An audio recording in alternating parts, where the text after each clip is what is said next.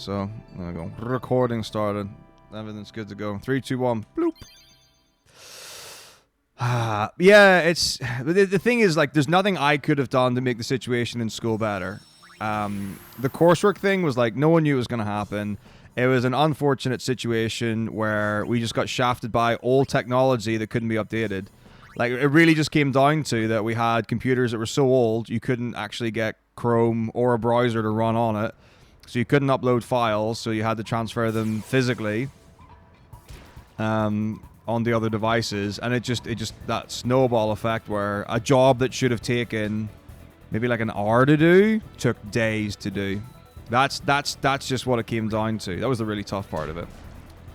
But yeah, I'm like, yeah, fine and well, fit and healthy, and the rest of it. I need to be better. Like, I definitely, when we hit crunch time with coursework, like, everything just like controller. Everything like just went with it, but that's not an uncommon thing for me. And it's not a good thing, and but generally speaking, I'm either on or I'm off. I don't really have like I'm just gonna like dial it back 10%. So I'm either like living my best life or I'm not living a life. That's generally how things play out, which is really bad. I haven't really got a good way of dealing with that. But I mean, like, everything's fine for me, and I'm definitely getting into a better place than like a couple of weeks ago. But it's purely just like that was just hard grind for work. It wasn't like I was down or miserable or anything like that. It was just a case of there was a lot of physical work needed to happen, and I had a lot of carryover as a result of it. But yeah, it was just awful. But anyway, it is what it is.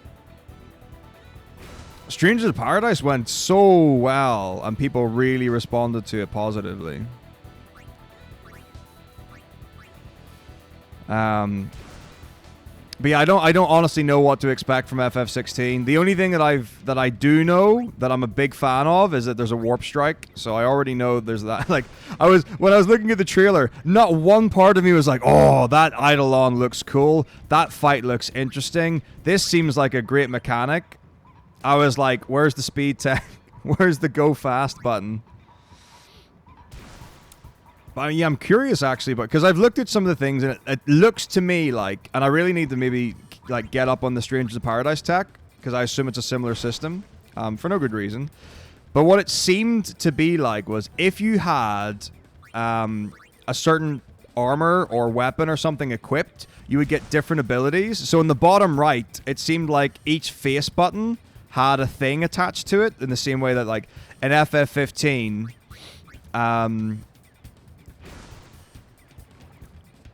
in FF15, like, depending on whether you have, like, you've basically got up, down, left, and right, and that chooses which weapon you use, and different weapons have got different things that they can do, or different features, like one might be speed or strength, or have an element, or things like that.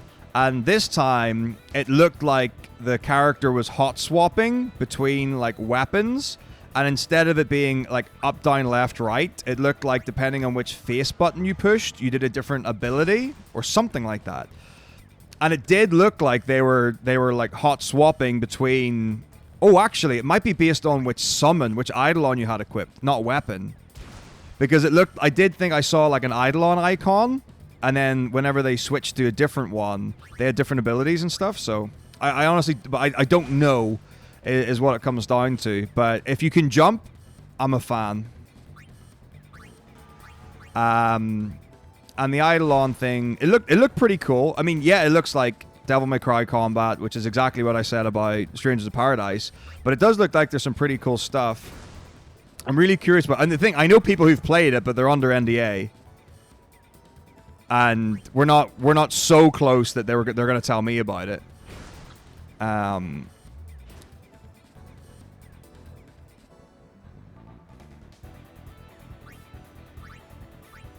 So we'll see. Yeah, there are actually physical stores in the UK where I can get a PS5 from, so that might be the way to go. But I really need to get up on it. because I ain't got an excuse, and then buy myself an advanced copy of 16. I really don't think there's a good reason for me to get like the super copy or whatever, where there's like some sort of bust in a map and stuff. I don't think oh, pardon me. I don't think I'm like that invested in the game where I want to go back to like getting collector stuff. I have done it before. Like when it came to Halo, like I got so into Halo. The first Halo I played, I think, was Halo 3. No, it wasn't. It was Halo 2, and it was my friend on an original Xbox. Then I went to uni and got an Xbox 360, and I got all the Halo games. And I got the Reach console, I got the controllers, I got all that stuff. So yeah, I got really into Halo. So I would absolutely buy like hardware stuff for it. Don't necessarily think that would be a good idea for 16. If there was a PS5 console, like an FF16 PS5, there's a bundle, but I don't think there's a console. So, yeah, it definitely was a lot of exhaustion. It was hard work, and it was mentally hard work as well. Like, it was a lot of late nights back to back with very little sleep. Like, I was doing the whole like, oh, okay, I've reached 3 o'clock in the morning. I should probably have a nap for an hour so that I can get up at 4 o'clock or 5 o'clock and maybe get another hour before I have to go to school to do my normal job. Real grim. Can I run to the boss in 2 minutes? Absolutely. I mean, the thing is, like, one of the cool things about FF15 is... let me think. So you've got, like, the air step sword, which I don't know if it makes you go further when you warp strike. So that's one thing for moving fast. But as well as that, when you use an elixir, like, it's MP is what gets used when you warp strike. So, like, all you had to do is find a way to get lots of money, and you just buy a bunch of elixirs, and then later on in the run you buy a bunch of ethers, and you just spam elixirs and ethers to get your MP refilled so you can continually warp strike to move. It's really efficient for what it is. I mean, obviously expensive, but it's efficient. And I wonder if there'll be something like that for it. And then you've also got the armature thing, where I don't even know how it works or why it works or whatever it is. All I know is that it's either if you have a certain weapon equipped or whatever it is. I honestly have no clue how it works. I just know how to do it. But you activate your armature with L1 and R1, and then when you cast it a second time or dismiss it or use it, whatever it is, you get MP regen. So there's like a couple of points in the run where you'll intentionally like fight a random enemy and use armature on it, and then just be constantly refilling your MP as you're warp striking to the next area. Some really cool stuff. I think the director is definitely involved in Devil May Cry. There's definitely a reason why when they got the Stranger to Paradise, like it was literally. I don't think there's anyone who was looking at that going like, this is just absolutely the same as Devil May Cry or whatever. I do actually wonder, Nash, if, because I don't know what it's going to be like. Like, I've seen areas from the trailers and stuff, but I don't really know. Like, I can't connect the world. So there could be some way where you can like wrong warp or do some sort of glitch or whatever thing to get to a late area in the game. Like in FF15, you skip chapter 10 by warp striking onto a certain point on a barrel type thing. I don't know how else to describe it. It's like a pipe, and then you just jump out of bounds, and that takes you to the boss of chapter 10. Like, it's a particularly long chapter. It's like maybe like, I don't know, 15, maybe 20, 30 minutes. I honestly don't remember. I have done it normally before, but like, it just takes you right there. So there might be some glitchy out of bounds stuff. I'm pretty sure I remember seeing something on Twitter where they're like, this game is going to be really robust and we're not going to allow for bad coding or something. But I think having the what's the other Breath of the Wild, like where you can get to the final boss in 20 minutes and it's just a skill fight. Like if you could have like the final boss be like, you can win with garbage gear, but you just have to, like, if it's just a skill check, that'd be cool.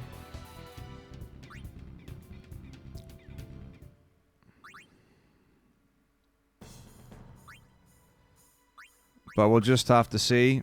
Like, I don't know what the progression flags are. And whatever, but we'll just have to see. Tears of the Kingdom poster, very nice.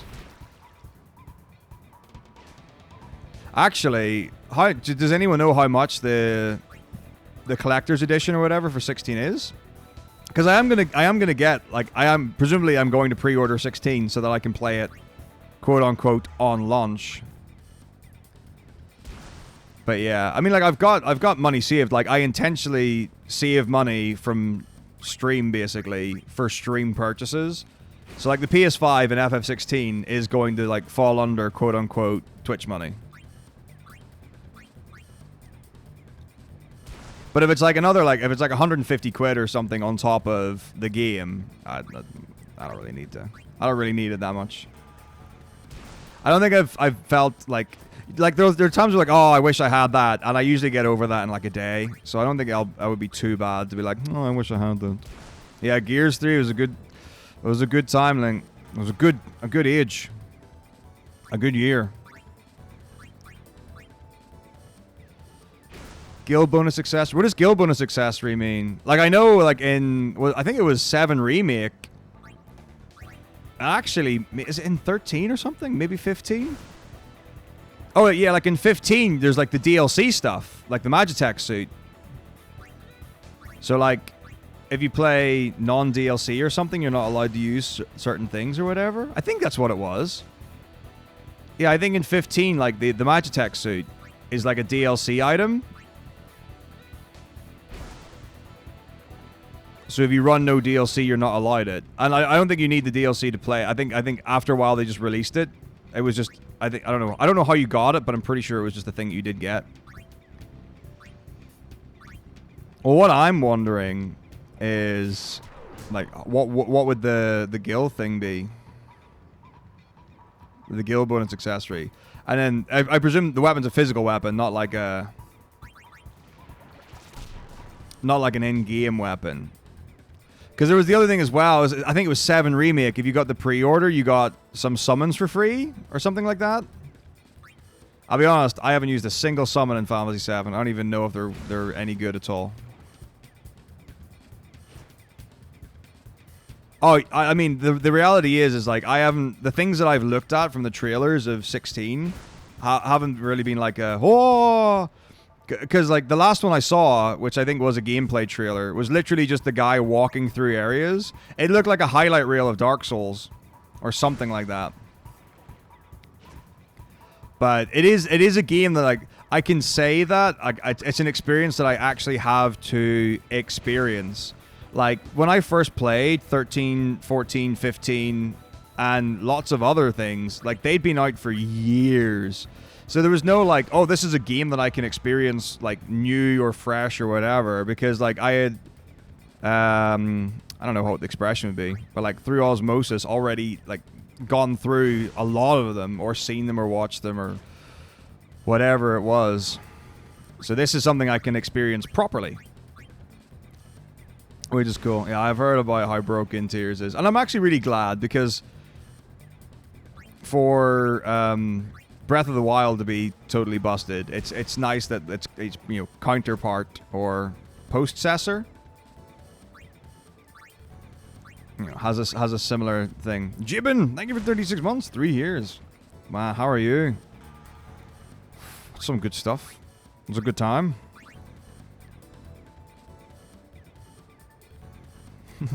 I'm on a horse.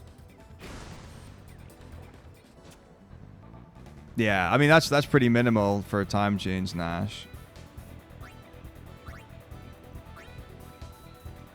But even still, like... And the thing is, like I've said before, I don't particularly want FF16 to be, like, a super short run. All I'm really interested in is that it's not super long. Like, 5 hours, 6 hours, ideal. 103 Canadian dollars. Just to pre-order the game, that's a big number. I mean, when games started being... Like, I remember buying Final Fantasy 9 for £20? £40? 40 was it? No, I think it was 20 back then. I'm so sure it was 20. 20 feels right. And then it's like 60 bucks, 70 bucks for a game. A Frit statue? Oh wait, I don't know what a Frit looks like in this game. If he looks garbage, if it's like like there's some Frits I'm like, that's a badass Frit. And there's some Frits I'm like, eh. Like if it was FF15 a Frit, I'd be like, pass. It's just a tall dude with fire.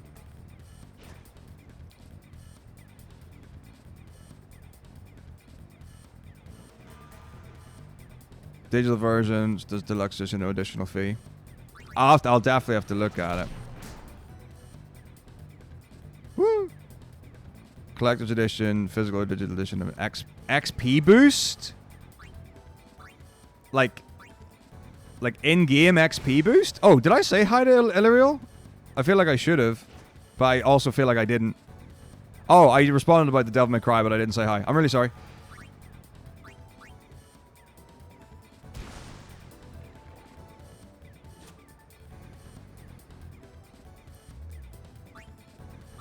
Cover for all. Either one of those gives all the goodies. Okay, so collector's edition, physical, digital, but like experience boosts in in game, like road to 70, road to 80.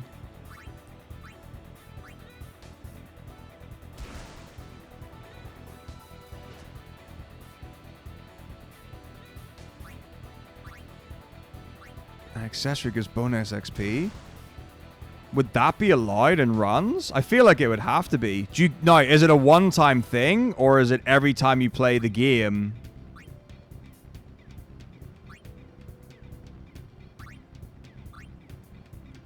You get to use it, like Road to 70, Road to 80 thing.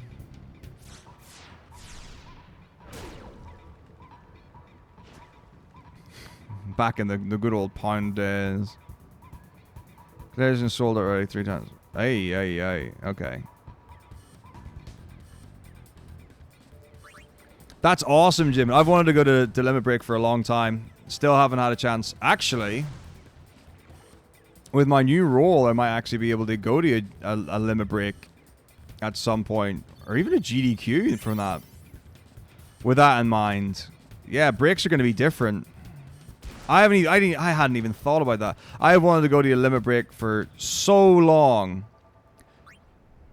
But I mean, I've been to America twice now, so I have been able to catch up with some American speed friends. But like, there's some guys I just wouldn't get the chance outside of an event, and Limit Break would be the one. Oh, that's, yeah. I need to think. I really need to think about that. $40, $50 for FF9? I don't know. I just think whenever I got it, that was like, that was it. Because I remember when I got it. 300 finish marks for PS1 games for a year old round conversion at 6 to 1? Wow. Of course they would sell it for 420. Someone will buy it.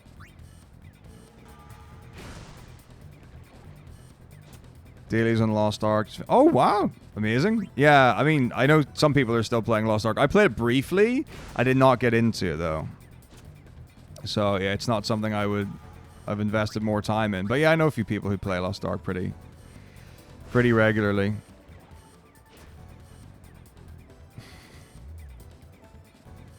If it were me, I would definitely off the nap. Naps are only bad for me. I always feel worse after a nap. I'm not good at napping. Or a nap just turns to sleep. So I've generally accepted that if I can ride it out, that's always the answer. Bonus item early in the game, like Remake Crisis Core. Because I don't think in 7 Remake that you're allowed to use that item for the run.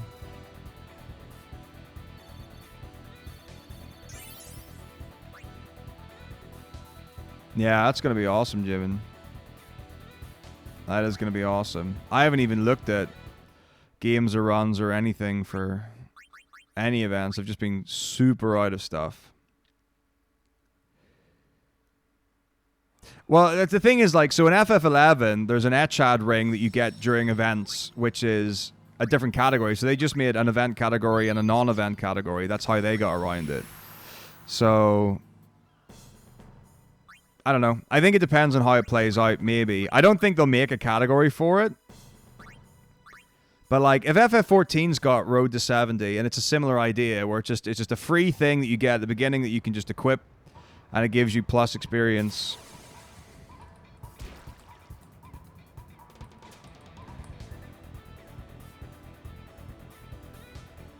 But yeah, I mean, the other thing as well is, like, I'm all for making the transition to having FF16 in the marathon as easy as possible. So if it doesn't actually impact, if it doesn't break things necessarily, I might not be against it. But it depends again. Well, it depends how, depends what speed it would be or how much it would affect the run. Because, like, unless, like, imagine if they had areas that were locked by your level. Imagine if there was a town in Final Fantasy 16 that you had to be level 20 to enter. Or, like, a mandatory quest that you had to be level 20 to start. Ugh, it's disgusting to even think about. Because that's what playing FF14 without Road to 70 or 80 feels like.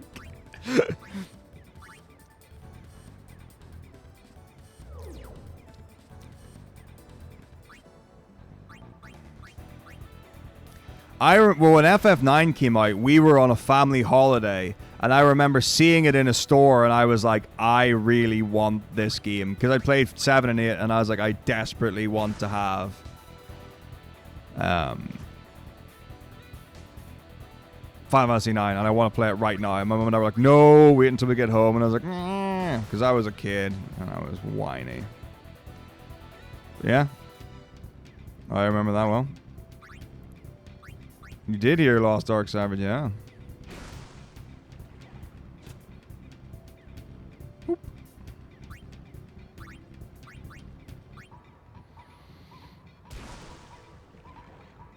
I mean, I like at some point I've got to dabble into. I think it's Path of Exile, which is what is like, what, Diablo on steroids or something.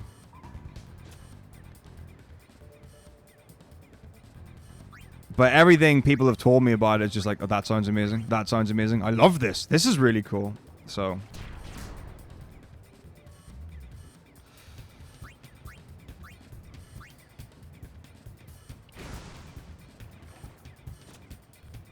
Tab target. Yeah. I'm okay with 14's combat. But I also haven't got other things to compare it to, which I guess is a consideration. But I remember, like, I did a little bit of WoW. I don't think I've played any other MMOs really. So, but I definitely prefer 14 to WoW from what I've experienced of it, like mechanically and whatever.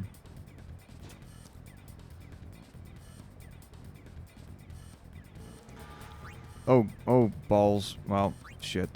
Okay.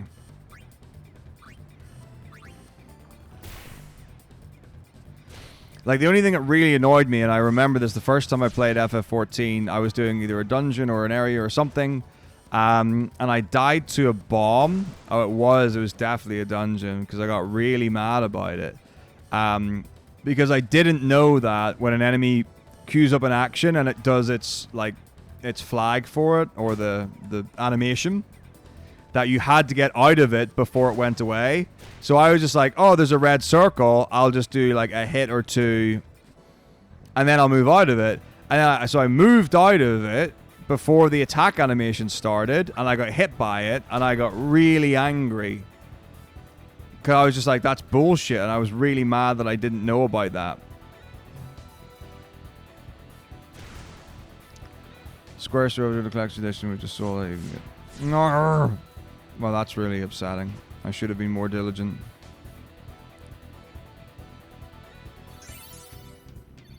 God, I couldn't imagine committing to dailies on a game. I don't know, I guess it depends. I don't know how long dailies take for most games.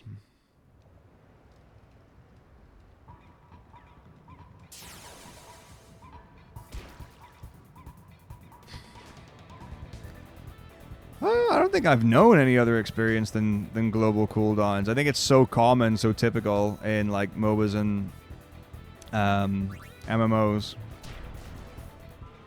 20 to 30 minutes. Yeah. Like that's the kind of thing. It's like it super has to be reasonable to be able to do like in addition to everything else.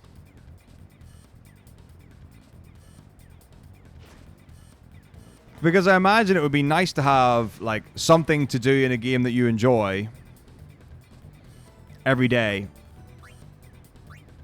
Like especially for games that, you know, have an ending that you've beaten, but are like online based, or ones that you're paying a subscription for. It's like, well, why am I still playing? It's like I've beaten the final boss or whatever.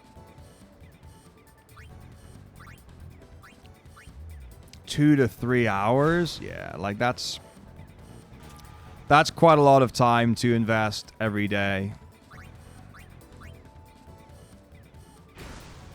Because like if you've got other hobbies or things or whatever,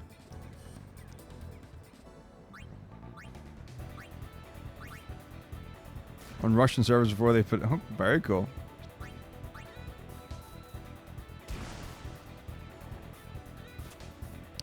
But yeah, I mean, I did enjoy it. Like, I played it for a day. And I had fun with it. Maybe if I had the time. I just can't imagine a world where I would have the time to do that. But maybe in the future, we'll see.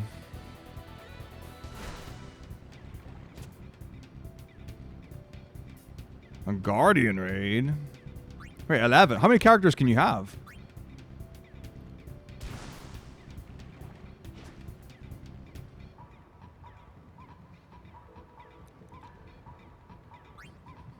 League is my dailies. Now, Raid Shadow Legends is my dailies.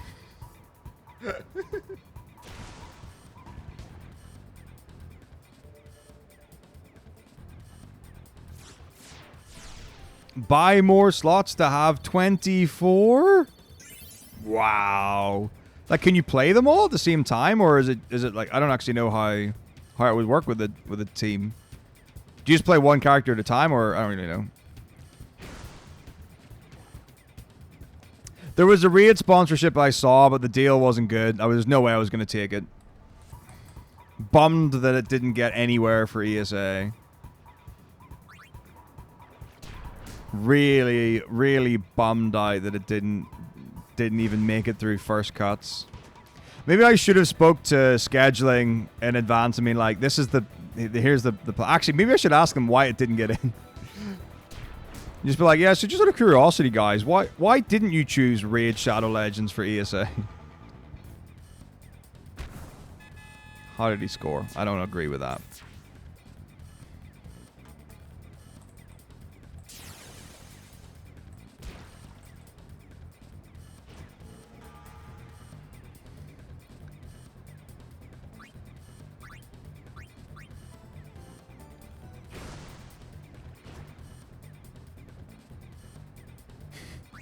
Oh, 100%.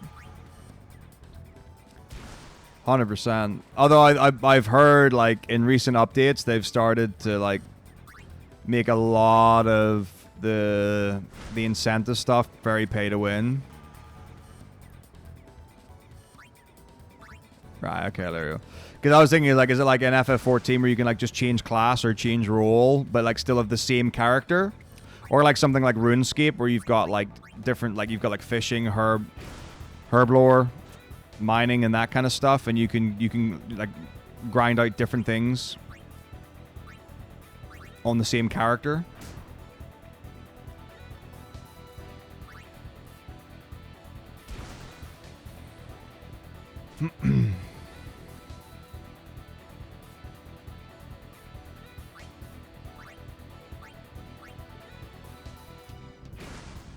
Right, okay. So it is actually like completely separate characters and such.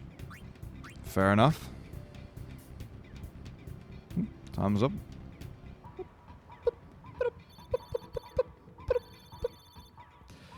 Oh boy, these levels sure are going up real quick. To be fair, the fact that we're in like starting to hit on the 50s is pretty good stuff. My Fury. Yes, I hate Svanda. She's awful. Oh, never mind. Oh, they got her.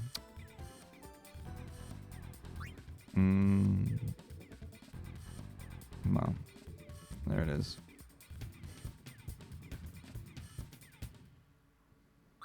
I wonder if I'm gonna have to start making money soon. There isn't really anything that gets me money in these tournaments right now. This is a bummer. But yeah, I might have to win one soon.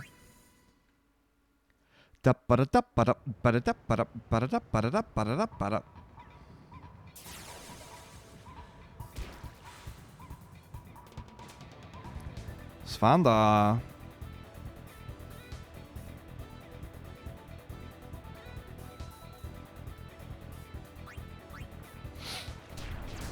Oh dear. I mean, I do know that Raid does have dailies, dailies, weeklies, and monthlies, which are probably quite easy to keep up with. I mean, I guess technically something like League does have dailies, in so much as they're like, you can get like mission rewards and stuff like that. For like playing a certain amount of games. Or the thing that's really annoying. I don't even like really annoying. I don't care that much about it. It doesn't, you know. But they'll do things where it's like, okay, you can get points or some sort of reward, and there are two ways of doing it. One is just playing the game and you get a certain amount of points, and the other is like use a certain champion, play in a game with this type of skin. And it's like, why are these like what is this? It's like if you're playing a 5v5 competitive game with the intention to win, and the game is incentivizing you to do a flavor choice just to get like points or experience or whatever.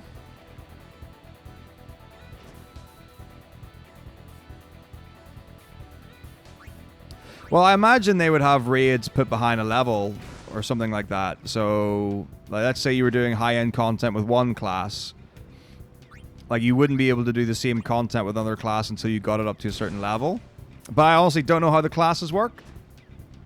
I don't know if raids in Lost Ark have got, like, meta classes or certain groups where you have to queue up with certain classes, I guess.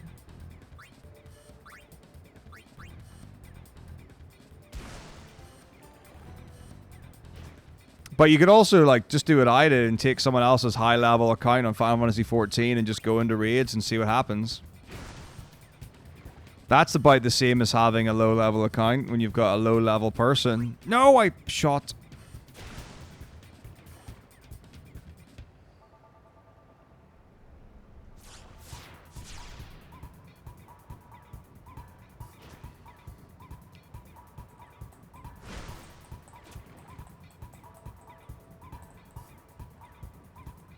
Yeah. I'm with you. I mean, like, a lot of people for 14 and WoW and whatever have their parties that they... God, Letty is like an absolute beast. That they raid with, so I'm not unfamiliar with...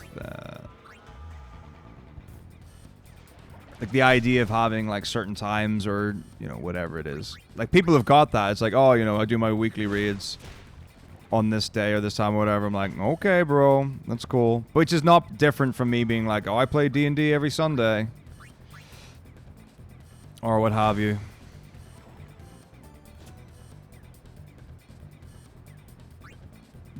You do you, whatever your thing is. Everyone's a nerd for something.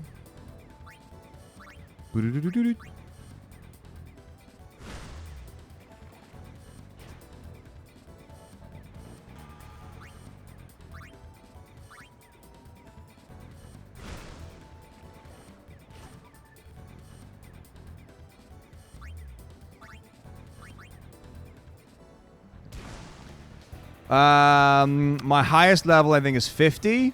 We're definitely going to be pushing into the 51s and 52s.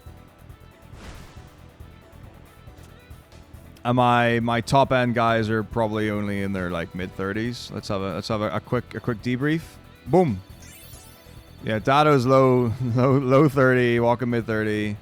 Bottom, my mid to bottom are hitting the 50s. Keeper's... He's just keeping it real in the net. I could level up Dado and keep us so fast right now compared to the others. It would feel fast.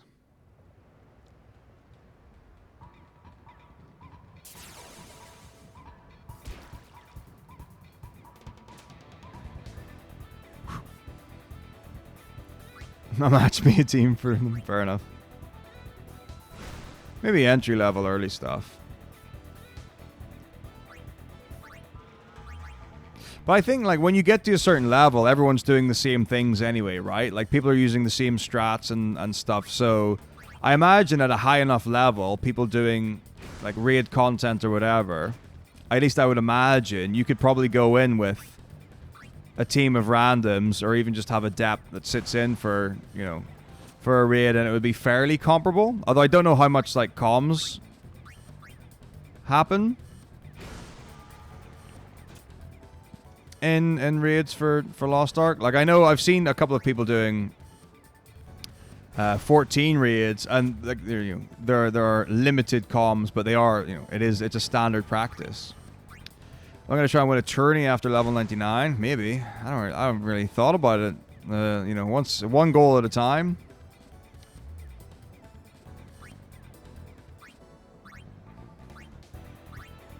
Winning a tournament's really, you know, it's quite simple. Because I think I'm leveling faster than my enemies are.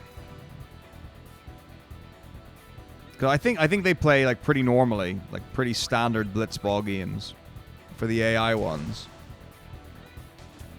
In between stuff.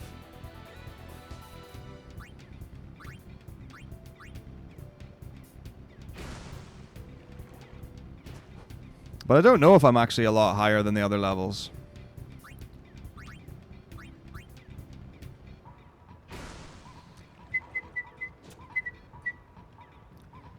I'll have a quick look at the end. I know I definitely could have, because we went through the first page. In the match 4. The real question is whether or not to finish the game, because this is going to take a long time, and, you know, well, I've basically got... Well, it's 2 weeks until FF16 comes out, so, you know, I'm tight on time as it is, and if I'm going to be doing any practice runs for other things, that's gonna also bleed into time. So we may have to just see how it all goes. If I can get this cracked out in a week, I'll be chuffed to bits.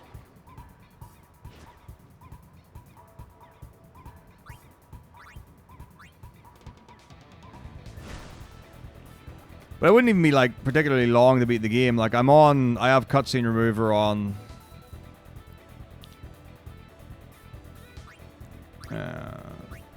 On this anyway, so. Let's see. I have not tried the new skip. I've seen a video of it. I've seen the things around it. Not in, like, a great detail. But I've never tried it. Hopefully it's very straightforward.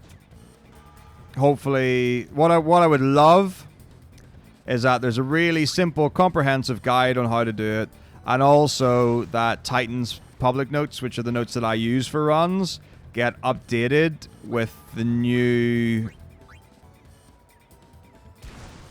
things. So, like, whatever it is, whether it's fights or new grinds to get levels before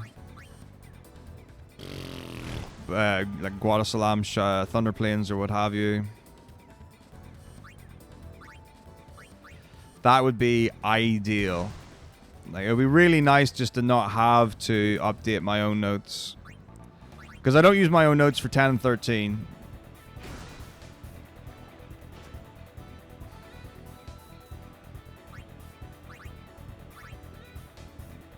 Because I'm a big fan of Titan's format, and they're just really clean, and I couldn't do a better job of them. So there's not really a reason, I don't think, personally, for me to do it. Letty.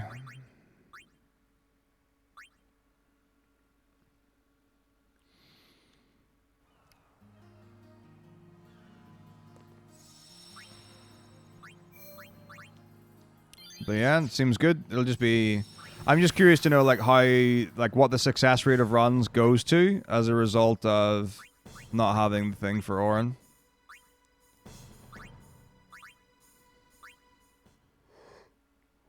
Like, how many deaths happen in Thunder Plains? Because I think that will be the big thing. 2 highest level content currently given easier voice content. Okay. Can be done without the higher chance of mistake.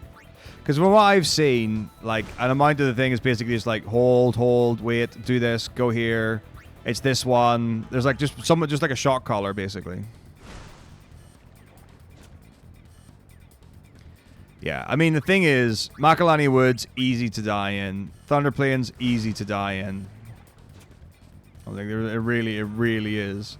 And there's no... The problem is, it's like because of how you play FF10, even though like you're like really strong and whatever, like you don't get defense and you don't get things that are gonna stop you dying. So if you get a back attack, like they're gonna like Megiddo flame you, or whatever the flame monster dinosaur guy is, or you're gonna get petrified or whatever it is. It's so easy to die in FF10 without initiative or first strike. Hey, thank you very much, Zach. I hope you're well.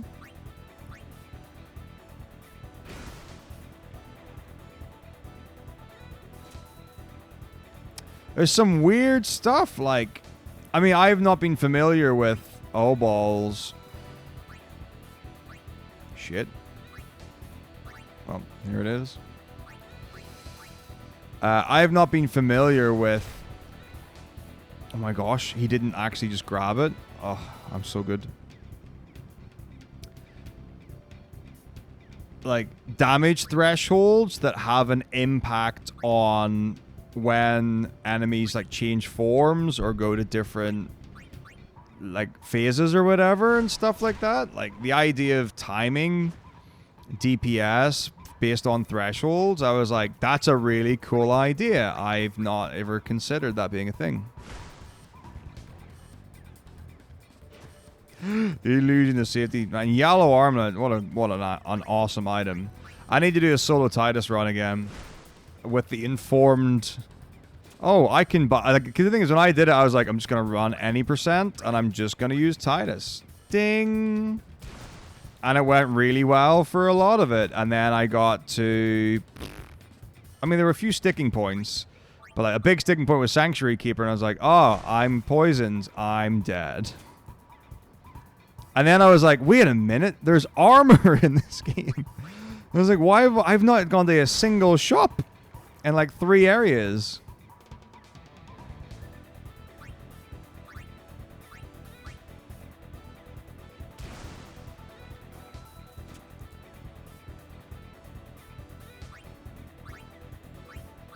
But hey, there'll be a time when that saves a world record and people will be like, worth the yellow armlet. I mean, the bummer is that you get it anyway as a free pickup in Thunder Plains, so...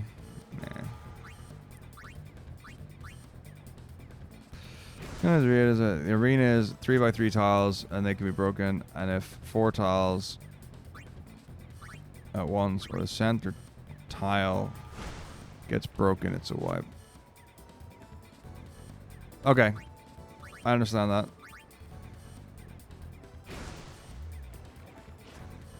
That's interesting. I mean, like there are various things that I've seen in 14 where you have to focus one person or a thing happens, or you know, you have to be in the middle or the outside, and so you don't get knocked off or whatever things happen and stuff like that. So it is really cool to see like interesting and dynamic mechanics.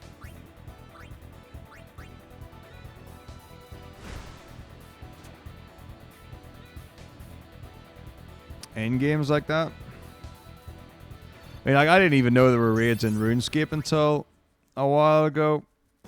And I was like, no way. I was like, well, how could you raid in RuneScape?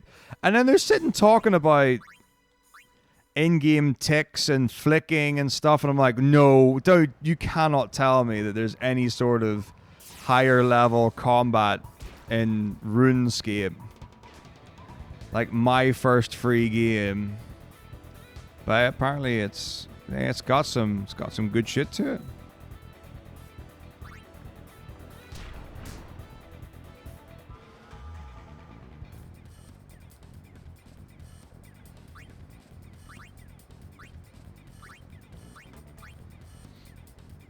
Certain number of tile damage, very large range. That's neat. I imagine like that's once you get that down, like you always get that.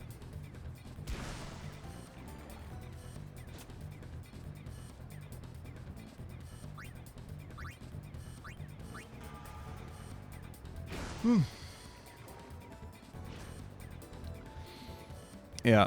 I mean, the thing is, like, I think the big scare in Thunder Plains is you can get petrified, so you can't flee. And, like, the larvae, they're just so fast with the Thundara. I think it's Thundara they use. Those boys are quick.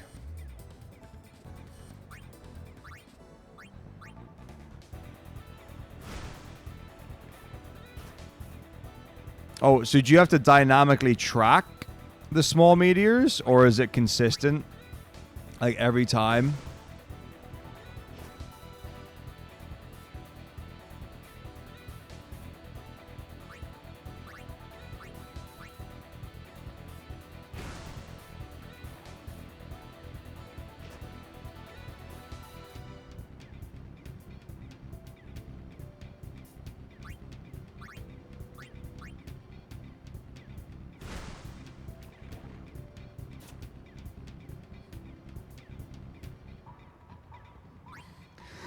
Generally speaking, when someone starts a sentence, well, see, generally means that it's going to be a difficult explanation. Well, the thing about it is, it's not really as simple as that. Raid is a lot of damage, overgears in the raid, you have a lot having to wait without attacking. Damage is low. You get more meteors.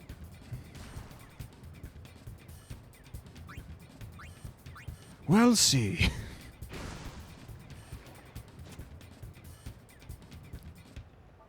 Okay.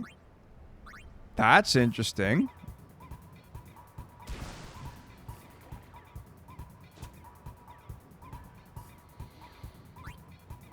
But I think it's also cool that the impact of the fight is different depending on the circumstance you have going into it. That to me is a pretty interesting thing. I guess I'm only ever used to going into raids at max level, because that's super easy to do in FF14 with Road 80.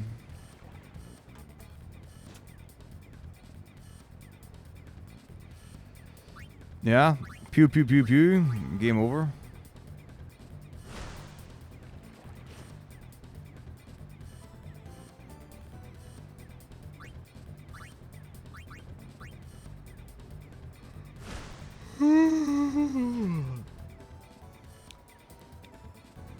But yeah, well, I don't know like how common or how likely it would be for people to wipe. I actually don't like. I haven't seen anyone doing FF10 runs, so I don't even know if people have been doing it. I imagine people have to be, because it's been known for weeks now. I don't actually know how long. Maybe even a month or two.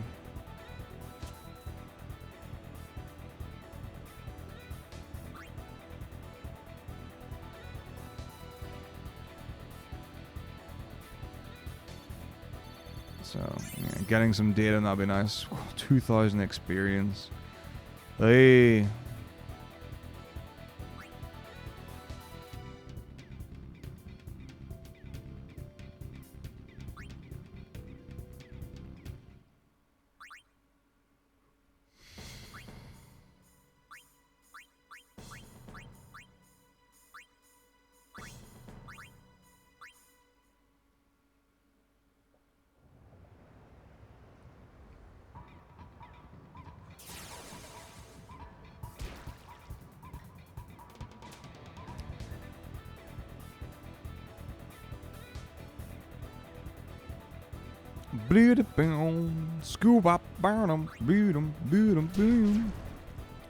Letty punching above his weight again.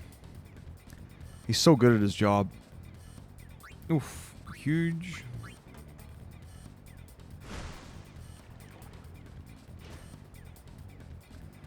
Alright. Maybe I'll do a wee fun run where I switch out Jasu and Bado with Dado and Kiba.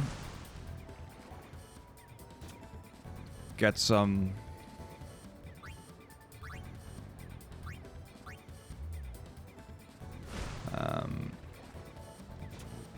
farm some power levels. Like, that's the thing, Nybox. I've been wondering, like, how the AP actually gets affected, because missing Mushroom Rock, where there's specifically a grind to get levels for Yuna, Kimari, Lulu maybe as well. But, like, you know, a few people. There's a few levels for Waka as well.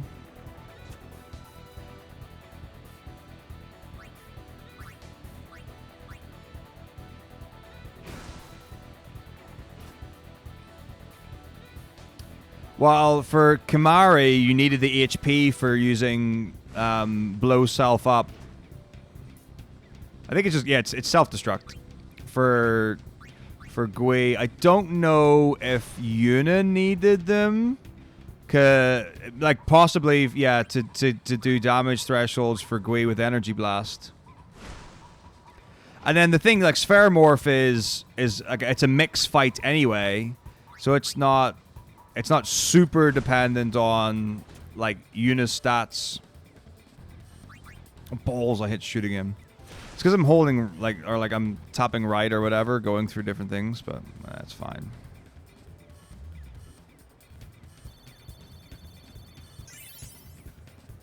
Book. First gold meter, small meter drops whenever the mechanic finishes every 1 minute. Small meters drop, the 4 meters drop 4 times the different thresholds. So you get a small meter drop, the number changes. First is 2 and 3 and 4, and then it goes back 4 between 3 and 4. So I taught us 3 life and small meters you don't. Okay.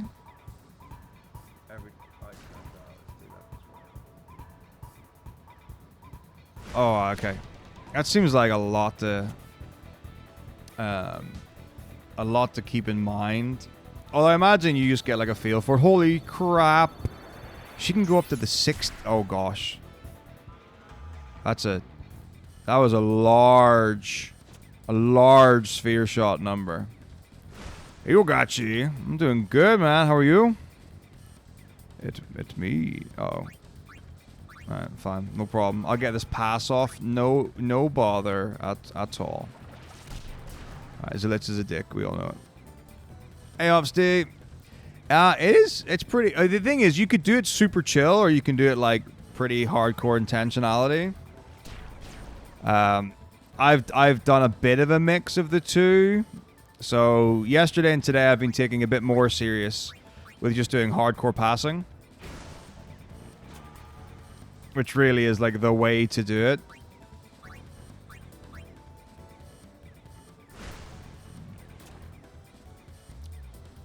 So just, like, passing is, like, the most efficient way to get levels. And then previous games, I was just like, shoot, score, goals.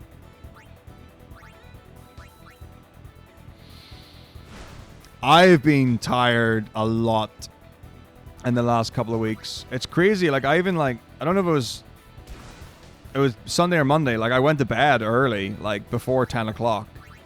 And I fell asleep quite quickly. And then I woke up after 2 hours, and I was like, great. And then I couldn't sleep for, like, an hour or two. That just ruined my sleep then. But yeah, I've been, like,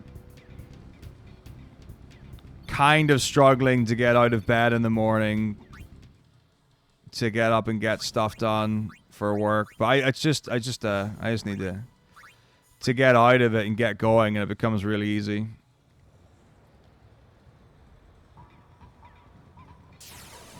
But I need to do it. I need to do it. Oh, like that's the thing. It's like there are certain things that have like a level of complication that once you get it and there's a feel for it or whatever, you just don't need to think about it, or it just becomes like integrated into your experience.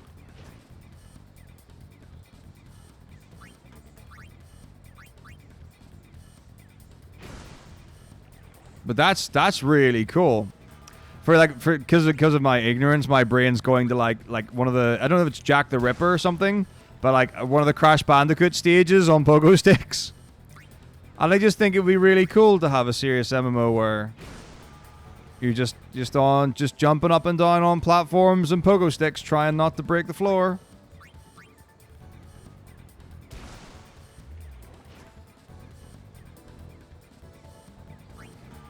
Nice, Nightbox. That's really good.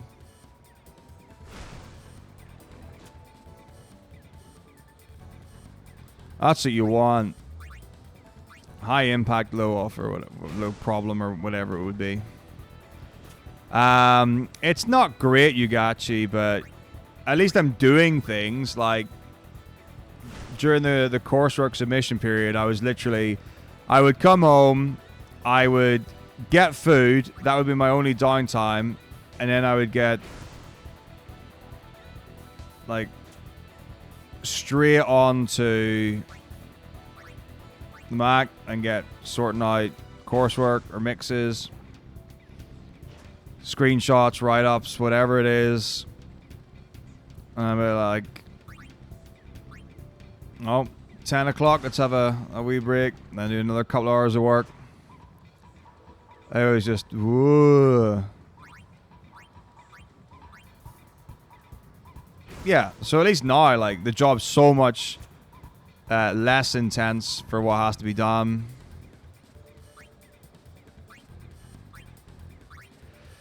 Well, my understanding of my new job should give me more free time than what I've had this year. Like, the role that I've got in the school right now, I guess it kind of depends what you put into it. That's the tricky thing. Because it's like, you know, if you want to be a school that puts on a whole bunch of performances and productions and high quality things and be really diverse with having like individual performances of music, dance, drama, whatever it is, you can run yourself through the grind and back again. Or you could be someone who just plays it really safe and does like, okay, this is our weekly performing arts club, and, you know, not do anything with it, which I despise. I'm like a 200% guy where it's like, let's do. I was like, one time I was like, what if we did 2 shows this year? No one thought I was being serious. They're like, don't ever say that again. People won't accept it. Because like one school production a year is plenty, let me tell you. But I love it so much. Like, just like 3 rehearsals a week, 2 hours for a rehearsal. I just cracking out musical theater. I just love it. I absolutely love it. It's like, it gives me energy to do. So I would actually very happily do 2 shows in a year. But the problem is that we also have students who have to learn things and pass exams at certain points, so it wouldn't really be that feasible. But if I was just responsible for extracurricular, that's what we would be doing. It was like, more shows. Oh, 53. Nice. Yeah, respect to our guy.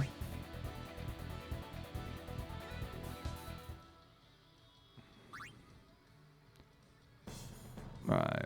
A Luxsphere? Is a Luxsphere a good sell? I feel like it's not. I feel like none of these items I can sell, so I can keep buying my players on.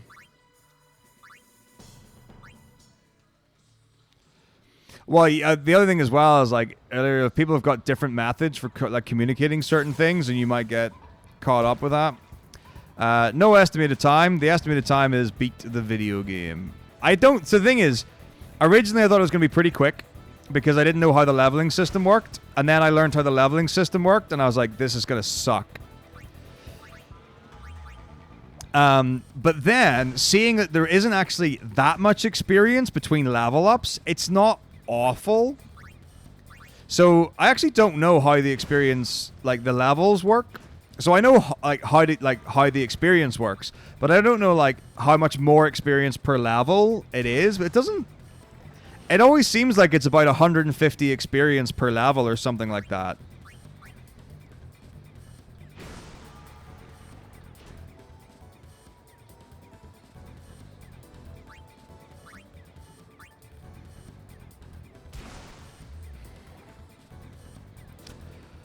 Oh.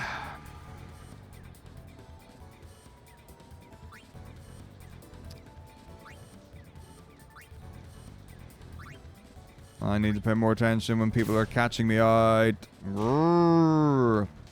A climb boss to play for? What does play for mechanic mean? I don't think I get it.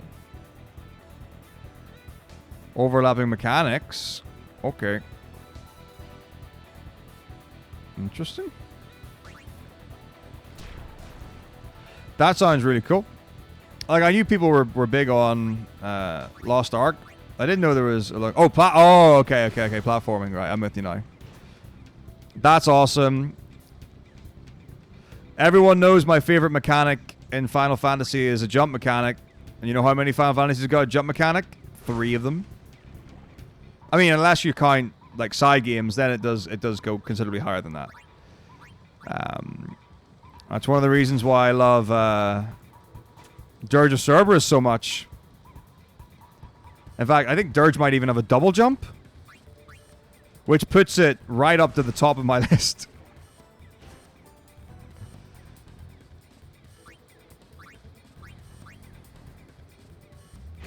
I mean, the thing is, like, I went to a nice school when I was growing up. We had a very good head of music, a very good team, like really strong, a really strong team, very high level musicians, like teaching. I mean, like I had 3 different people teaching me A-level music, like who had their own specialisms and bits to do. And, like, you know, I sung in a 100-piece choir from the age of 15. I played in a 30-piece concert band. And then outside of school in the local music service, I was playing in, like, a 40-piece big band. And I was playing in, you know, a 60-piece orchestra, or maybe. Like, I had my musical experience growing up was very good. I'm very fortunate to have had it. I know it came from a lot of hard work. But it was very good, and I have kept in touch with my previous, like, my head of music from the school I went to a little.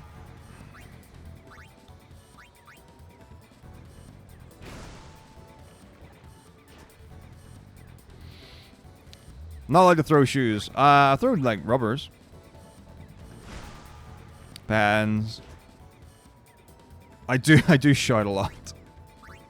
Never angrily, though. It's always quite silly. Which is good fun.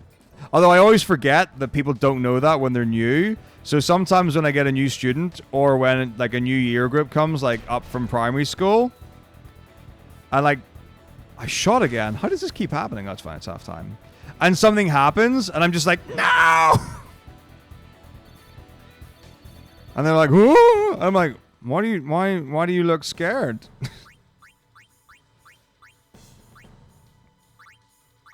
Now I've got, like, the most awful thing where, because I've been at the school for enough years,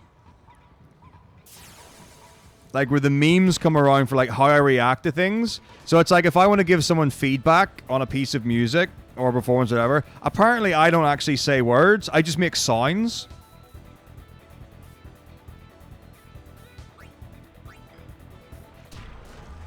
So, like, I have a range of O's, depending on how I feel about it.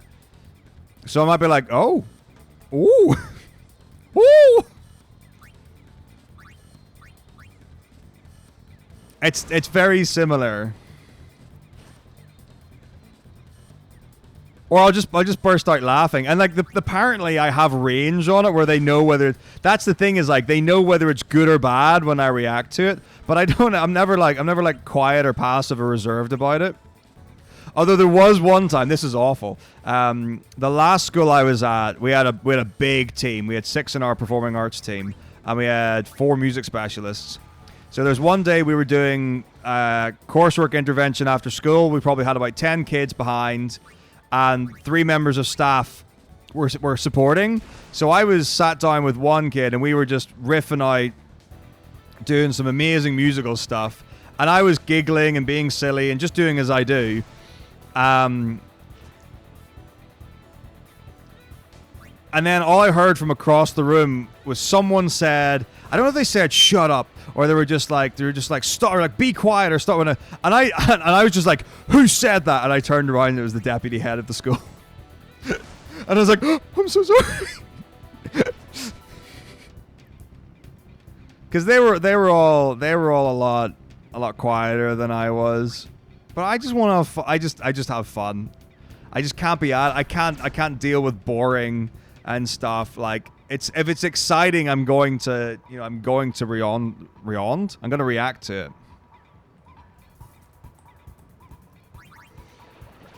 Ooh, jumps super good in 4 as well. Like Kane for life, MVP, level 18 Kane saves the day for Valvalis. Set patterns being designed scripted for LNG grouping or even just generic rating, which are damage lower people are paying attention to constraints. A couple of times it says sometimes you intentionally stack more meteors and already this is wonderful. I love it. I need to see this in action so I can like get more of an appreciation of what you're talking about, because it sounds really interesting. Because I've seen like in RuneScape, I've seen ones where like they're, because it's a tile based game, that's the only reason I'm mentioning like tile things. But I've seen stuff in it where like enemies will either attack certain tiles, or like they'll go through like phases where you might have like a fire phase or like elemental phases, and when they shift, their attacks do different ranges and land on different places, and you have to move to different places and things. So there's some really cool stuff.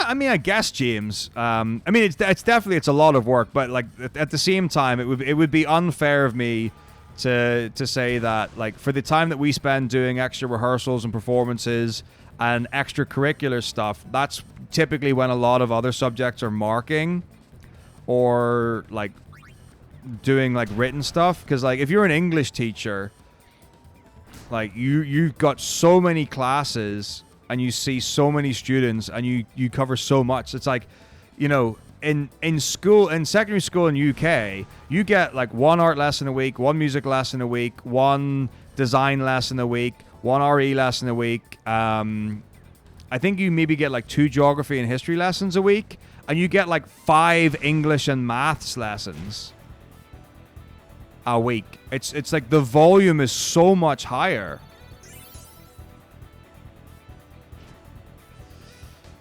So, like, they've definitely got a lot of that to do, but I wouldn't want to do that. It was like, if I had the choice, like, I would 100% be doing what I'm doing over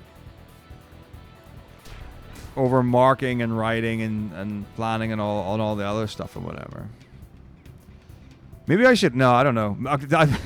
I'm like, I wonder if I could, like, ask some of my students to, like, actually, do you know what I'll do? This is great. There's a whiteboard in my office at school that for this year students have been just adding like quotes to it of things that I've either done or said. There's one I had to remove because it's a great one. I stand by it and I have no issue with having said it. But the problem is, it's when you take certain conversations out of context, it can get a bit iffy.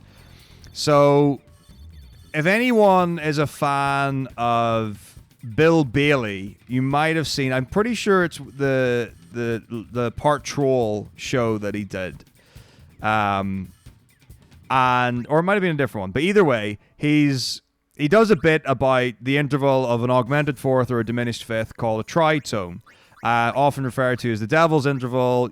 believed for being evil, blah, blah, blah, blah. And he talks about how it was banned in like the 1400s or something because it would bring out dark feelings and things like that there. So then he plays the interval and he says, and what is he, let me see if I can remember the exact sentence. I think he says, oh yes, I'm inflamed with sexual ardor. And I was like, that's a brilliant quote. So I just ripped it, and we were talking about it in whatever lesson it was, and we were discussing intervals or whatever, and I did the bit. Very funny, and I was like, I'm not having that on a wall with my name beside it. Bonk.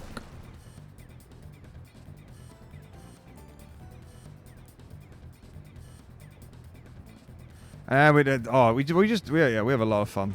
There was one where we were going singing through a performance. It was a group piece, and we were just riffing. So it's what is it? I forgot what it's called. Candy Store from Heathers, the musical, I think. So it starts with like spoken dialogue, and then it's like bum. But I don't even know what any of the words are. But one of them is like, we also had to change some of the words to make it like appropriate for school. But I think one of those is like, why are you pulling on my leg? And I was just like, because it's so easily accessible. And it was just the weirdest thing. I come up with just random statements. And the problem is these things stick. And apparently I've got a funny walk. Don't like that. Some people will do that. Not my normal walk. I have a selection of walks. I mean, everyone's seen the low center of gravity walk, right? I mean, if you haven't, it's absolutely exquisite. Like, if you want to be efficient when you're moving, all you have to do is just like bend your knees and like drop down halfway between your normal gait and the floor, and you just zoom. It's incredible. I learned it at university, and do it to this day. But apparently people hadn't seen it, and it was a thing to note. Ooh. So yeah, I don't even know.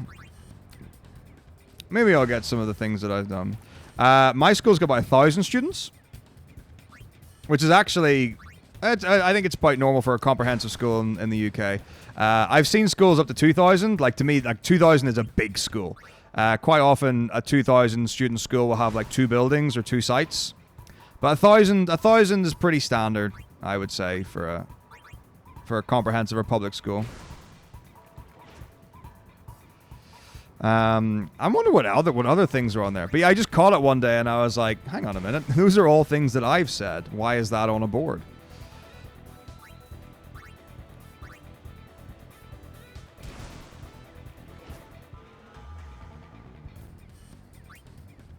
Meteors target players. There's a timer at 6 times to select the player, and the timer ends. Meteor drops for the player standing. So targets. Oh yeah. No, I wasn't suggesting that like that's how it works, but I was thinking about like other tile-based mechanics from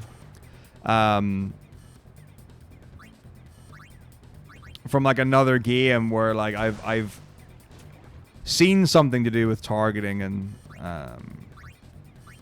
that kind of thing.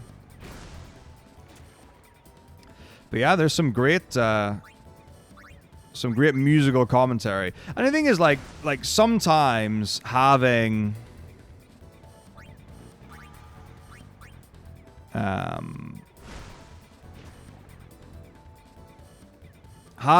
comedian or someone like a public figure, whatever, like describing and explaining musical things, even if it's not like super academic or whatever, can make it like way more accessible. But it's like, so there's some things like, how do you make classical music exciting? How do you make Baroque music exciting? And then the argument is that you don't, because it is exciting. Like, that's the thing, is like you listen to it and it's still bloody good music and it stands up for itself. But there has been a hell of a lot of things happen in the 400 years since then. And yeah, finding ways to make it interesting to learn about an instrument or a section or a passage or whatever. Yeah, not always easy. 3,000 for high school seems... I couldn't imagine that. Like, 1,000 feels right, and I'm like super used to it, so like I've got no issues at all with it at school. But like to go like 500 more, I think maybe like 100, 200 more, fine. But to go like 500, 1,000 more than that, couldn't imagine it. The university I went to had 400 students. It was like, I went to a music college, so quite a small intake, and that was great. It was really nice because you actually got to like properly get to know people and share experiences and stuff like that. Latu.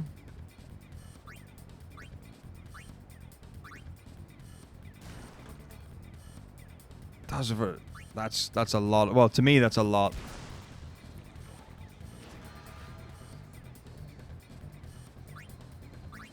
I have no idea how many people were on roll at my secondary school. I think it was quite a large school. Like at the time, it felt like it was a large school, but that was never a consideration when I was a student.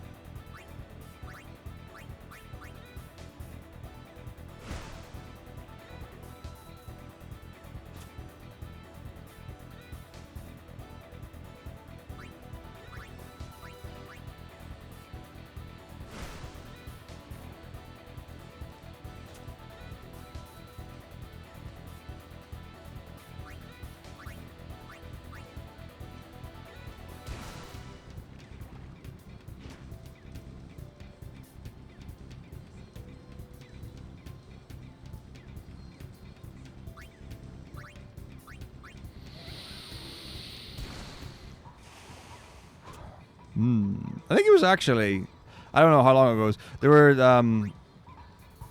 two guys who do RuneScape. What's it? Link's Ocarina and what do you call the other guy? I forgot what his name is. It'll come to me at some point. But they do like little series in RuneScape, and I'd seen there was a new raid boss that they'd done, some ice guy. I actually don't know how often RuneScape update their content. In fact, was there like a new RuneScape game thing? I don't know. I definitely did play RuneScape not that long ago. I think I would like to. I think I would love to just sit and jam with it. It's such a nice, like, switch off your brain, you know, and just experience. Like, I don't know what it is. Is it just because everything's got like a level associated with it, or like experience, or because you can do everything? Like, is that a thing? You know, like you can like kill the guard and get and drop weapons or armor and stuff, or you know you can go you can mine the ore, smith it into bars, and then smelt it into armor. You know you can do it yourself. Fish the food, cook the food, cut the tree, make a canoe.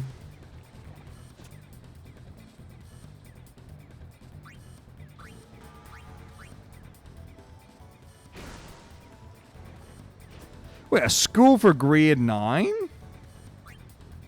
That's crazy. Like, I know some schools that start at a higher year because of intake and stuff like that. So, like, in England, you typically start secondary school year 7 is what you call it. And there's some schools that are, like, year 9. So, 7 to 13 would be, like, the maximum. Sometimes it goes... Or, sorry... Yeah, 7 to 13. Sometimes 7 to 11 is, depending on the school, they don't have a sixth form, which is the last 2 years. And then some will even go like 9 to 13.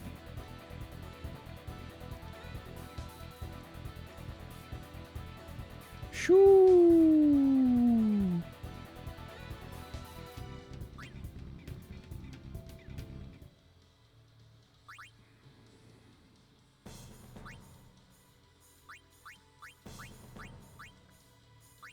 But yeah, like a school for like an entire grade, that seems... It seems wild to need buildings for that. Yeah, I wish we had funding to get more buildings or better, newer buildings. That'd be nice. Big updates a month? Wow. Oh, I should ask Yugachi. He worked on game with updates and stuff for a good while.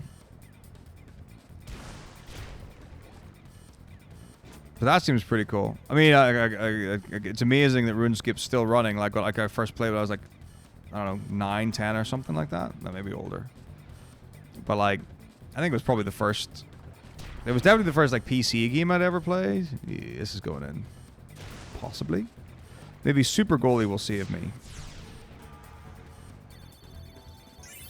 Ooh. Yeah, man. Let's go. Barta. He's got such high block. Okay, maybe he won't. Maybe he'll just do a bad attack. A really bad attack. Nope. Okay. 6 to 9 again, and 10 to 12.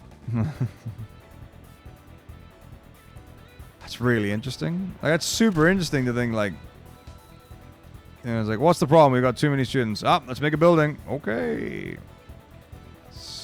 That's like, what an interesting problem to have. Very, very cool.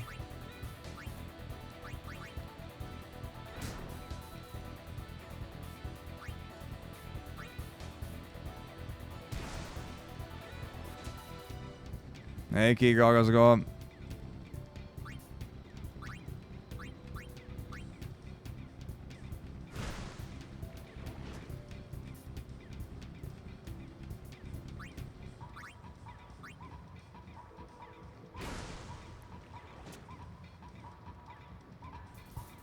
I mean, first game I played, I know for sure, is Pokemon Red.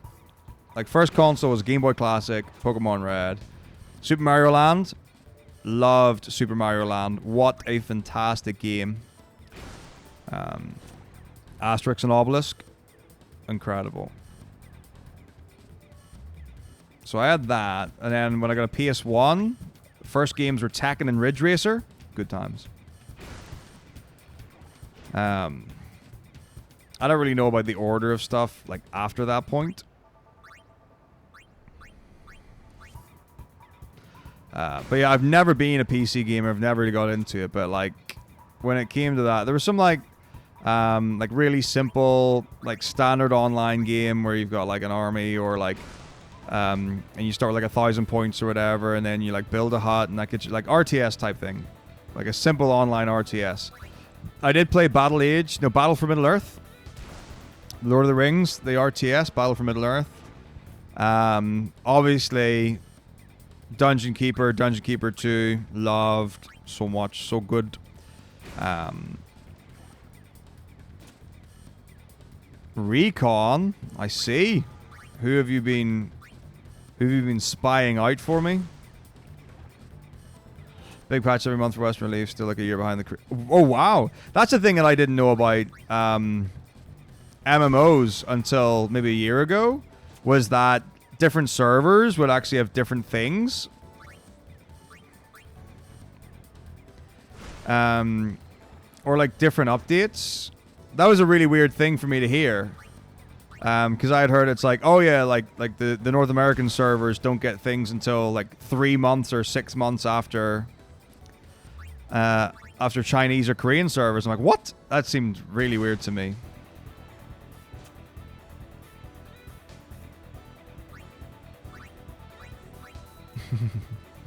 My little German cousin, yeah. Actual content a year behind. That's mental. New continent? A new continent? Oh my gosh, amazing.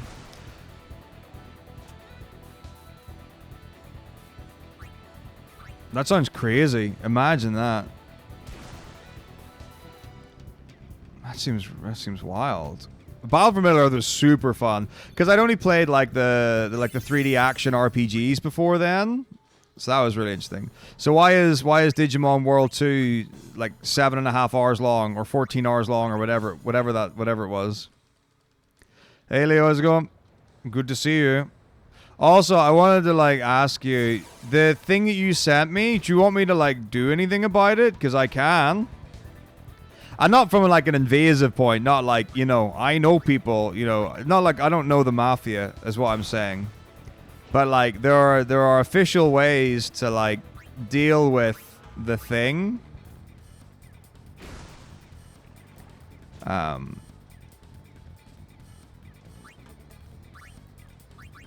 Just to like resolve a few years after the Koreans when they were released.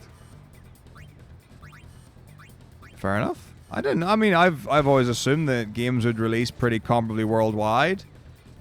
Though I'm probably getting that maybe from films, because films are usually like, you know, a couple of days out internationally.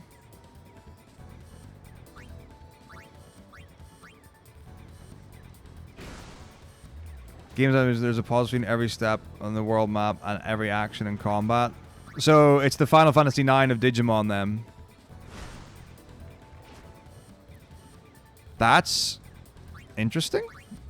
I mean, in my head, I'm like, surely it can't be that slow, but like maybe it is actually like very draggy. Maybe I should watch it and see. Although, what I'm really curious to know is, does that mean that the 2-page guide is actually accurate? Because that's still terrifying.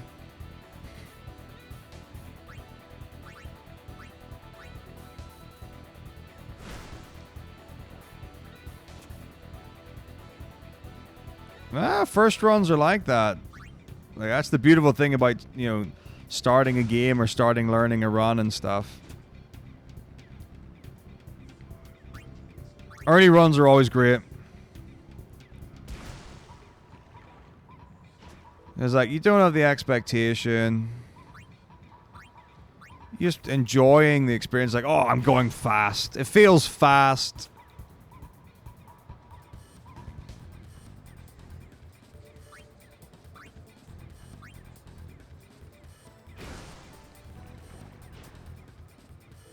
It's not bad.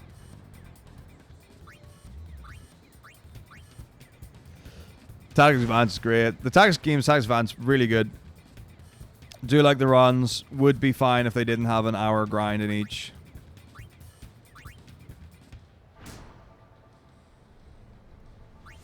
Animation and pause times, grim. So sad to hear.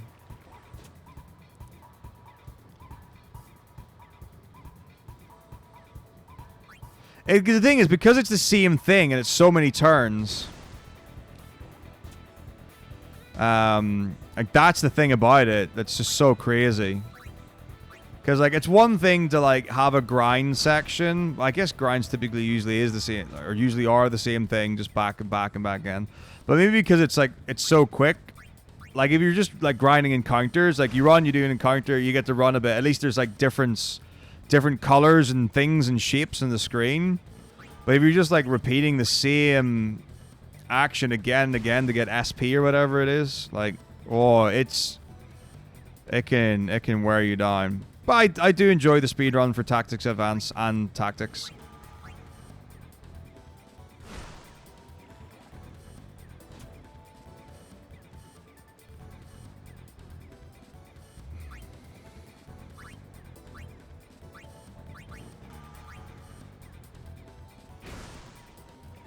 No, yeah, absolutely. Half or both. Yeah, you do JP score rich, or at least I did in the category I did.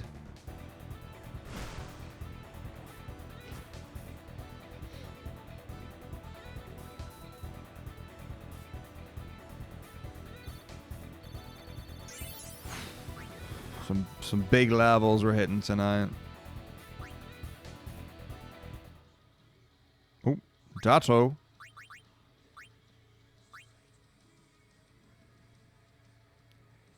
It's crazy. But the thing is, in Tactics Advance, you can do the grind pretty early on. I think in Tactics, you do the grind like an hour in. I need to check my money. 14k? We're fine. For at least a while.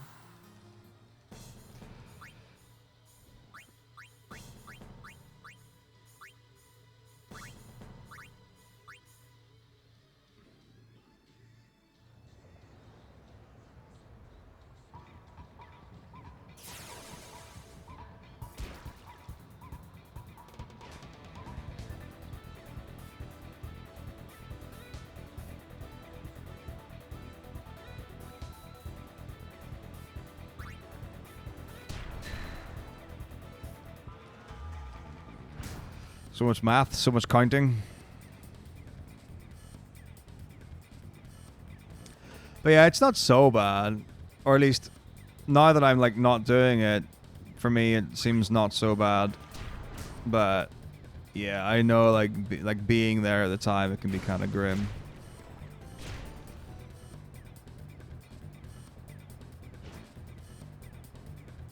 Oh.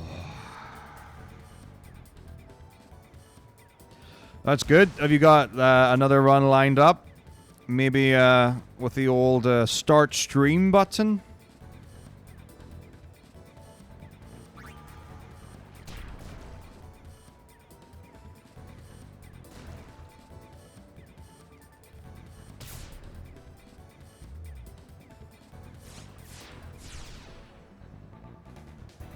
Oh no, Poisson. No, volley shot! He got me!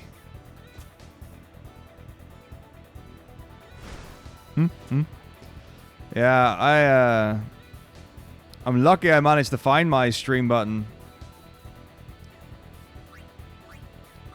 Because it was decidedly AFK for a while.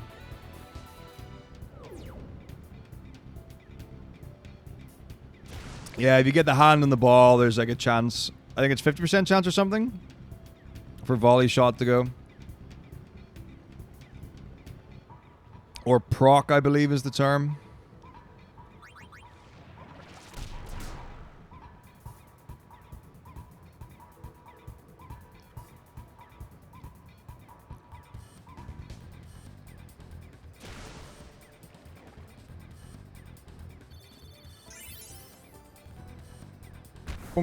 Oh, no, I'm losing so much. It sounds like you guys are talking about, like, you know, like the War of Surgeblade, 1586 BC. You know? Oh, I'll never forget the Battle of Normandy in 1608 AD. I don't even know when Battle of Normandy was. Something, it must have been around that time, surely.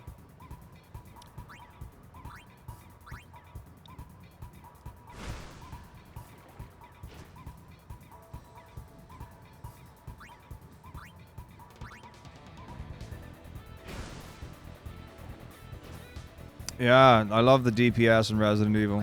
Very, very high. Yeah, I actually play with 3000 DPS. You know, pretty middle of the road. Don't like it too fast. That's DPI, right? No, that's dots per inch. What am I? Is it DPI? What am I talking about? Is it DPI for mice? I'm so confused now.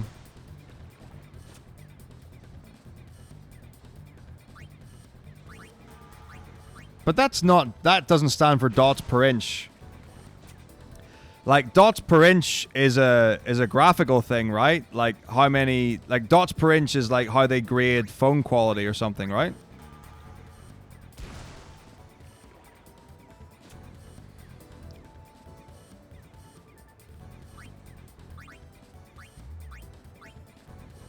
Item level, okay. Surge blade, death blade with a surge build. So I see energy is very important in the game then. Yeah, like displays, DPI for displays, yeah.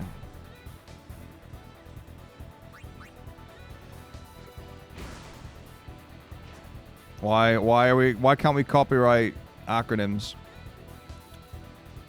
Or whatever. Why are we just allowed to just use them for everything?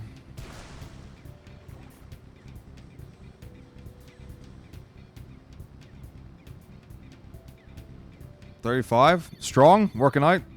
Big?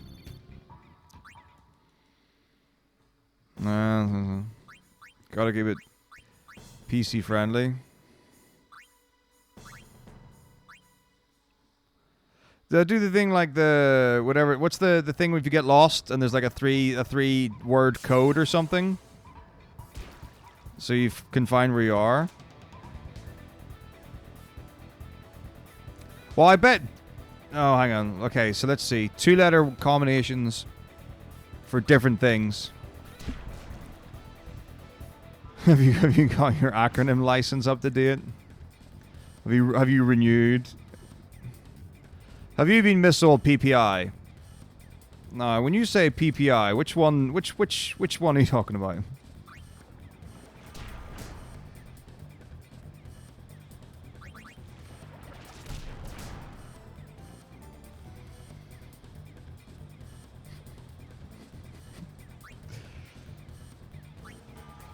Oh my goodness, it's not going anywhere. Yeah, big PPI energy.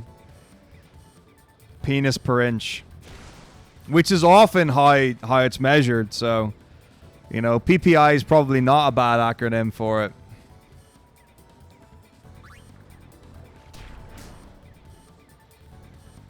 And sometimes people do get missold PPI.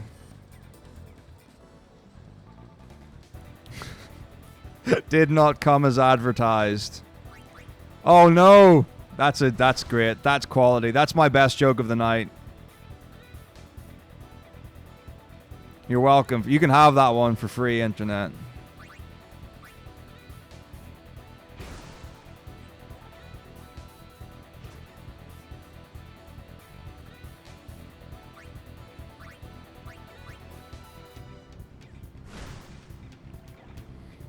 Yup.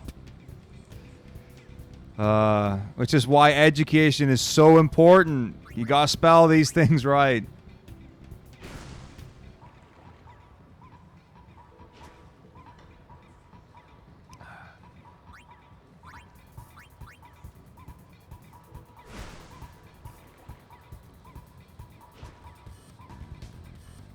So are there like the thing that you're talking about? They're like subclasses as well, Lyriel?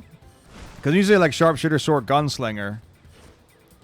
Like I feel like is there like a main class and a subclass or something, or how does that play?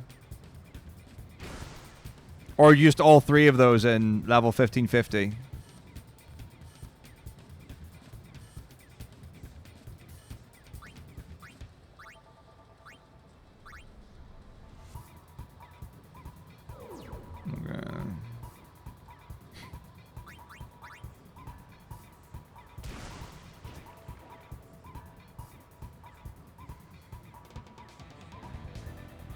So just a lot of characters and classes. Crazy. Okay. Wow, I would not know any of that about anything that I've ever done in my life. I don't even know what age I am, let alone what level. I do have to actually think about my age anytime someone asks. I don't track such materialistic metrics. Oh gosh, I got the ball.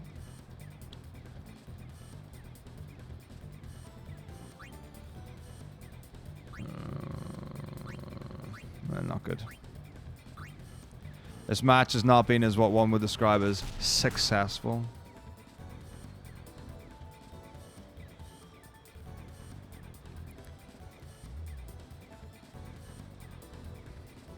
Cool.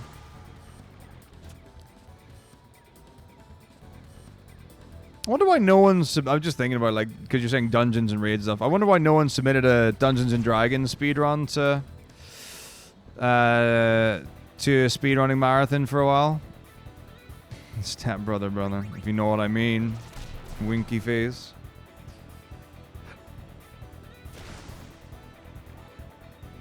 I definitely did talk to a group of people about doing it maybe a couple of years ago at this point. Like actually doing a proper like module.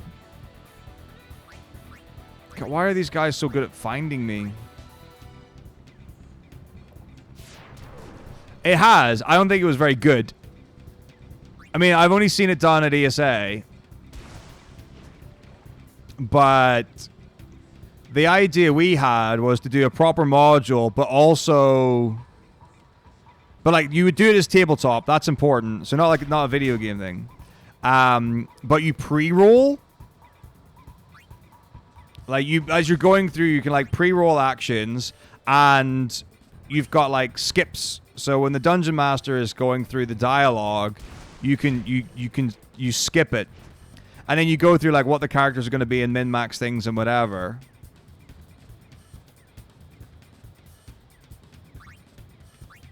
We thought that would be a pretty cool idea that would work. That would work well. Just playing the game, no. And the other thing as well is like you have to get people who play, and you also need people who are going to be entertaining. Like you can't view it like, you know, oh let's just like try and throw together, you know, like a couple of people playing a game where some people have played it, some people haven't. It's a bit awkward and whatever.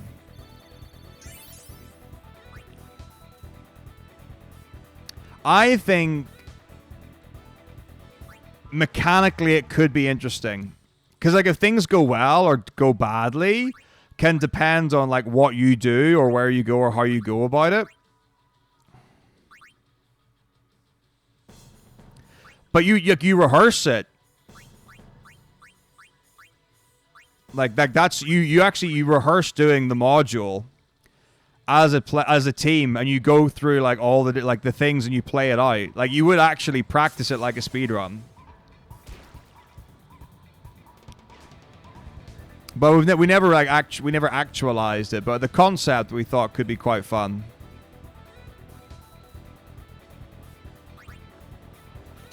So like as far as like actually playing like D&D, it would be the most uninteresting thing for the players ever, because there's no joy.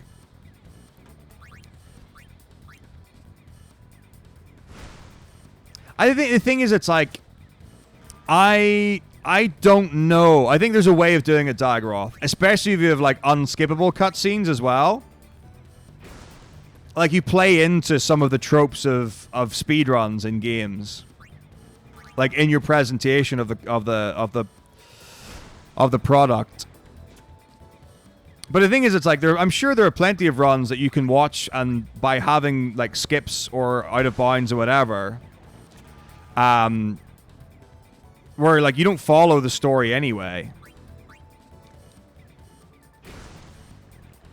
But I think the the fundamentals of, you know, oh, you go to this place, what do you do? I speak to this person, okay. Or like, you know, you fight the creature, it's like, okay, you kill it, you get experience. I think there are enough things that are just like standard gaming terminology. It would play at a gaming event all right. But yeah, I mean, there might be like things that you would have to play off or adapt to the setting.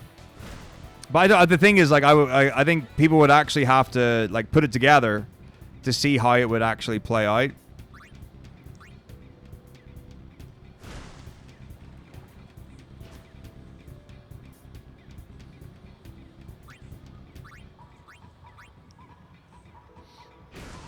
Because like you don't see like tabletop speedruns. I don't really know how many of them would work or like a lot of them. I don't think there would be ways of doing it. Like maybe your story-based ones. I reckon you could probably speedrun through... Oh god, what's it called?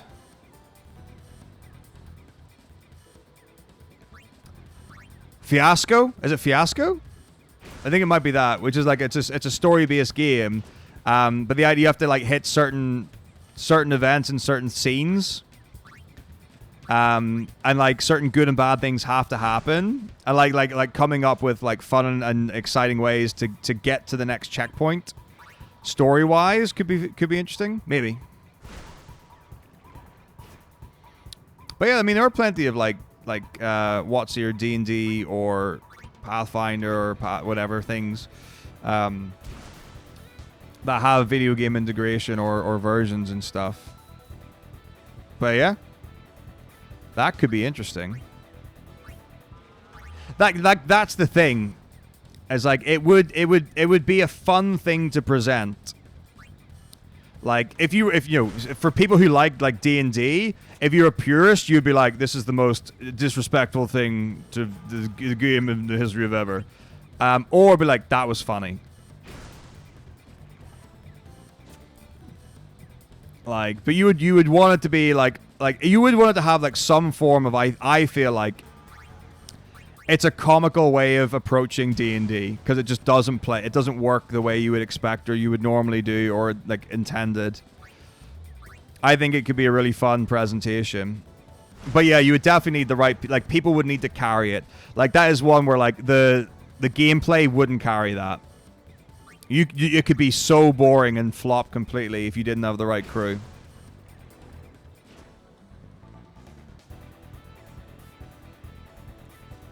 But I'd be super down for it.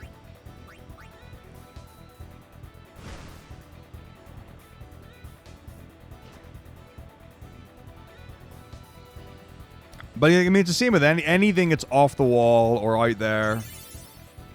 Ooh, walking dado. Grinding.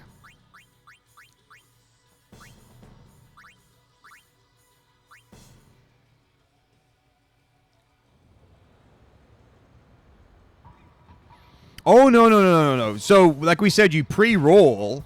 But, like, people might die. Or things might go wrong and you have to run away from an encounter instead of beating it. Or you know the eventualities.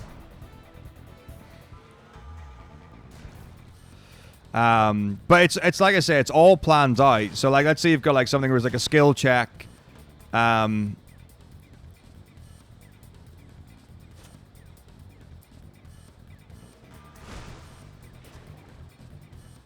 And like so like you succeed on a roll, you get to somewhere or you find a person, and if you don't, you know, you've got the next thing or whatever. But like you when people are doing actions or the DM's talking or whatever, like you've got the camera on the whole board and you're pre-rolling D20s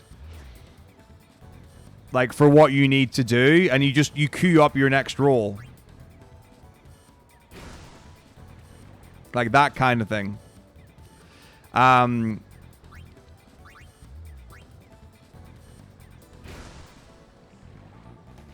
mean, you could totally do stuff where you've got like fixed stats, or you've got like you roll instead of rolling for like damage, you just do average.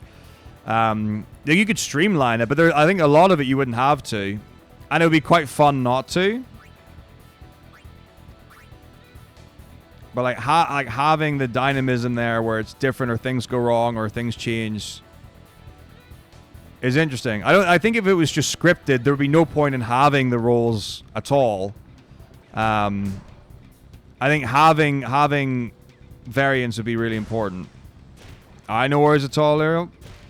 Have a good sleep. Hopefully you get more rest and you feel fine and dandy and fresh in the morning. Yeah, always good to catch up. Have a great night. Oh god, I'm gonna get wrecked.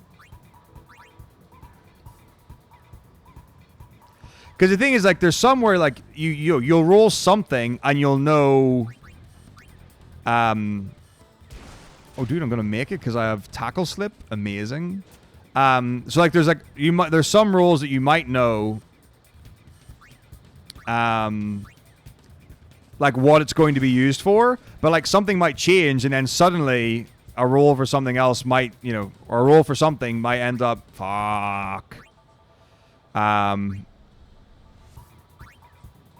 like affecting something else.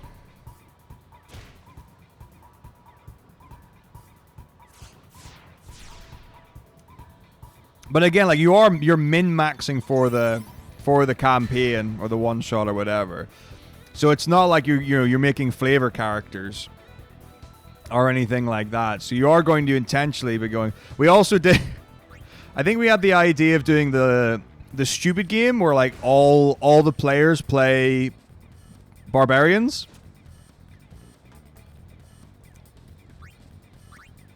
And just to see what happens, like everyone's like a barbarian Goliath, and you just rage every single combat and see what happens.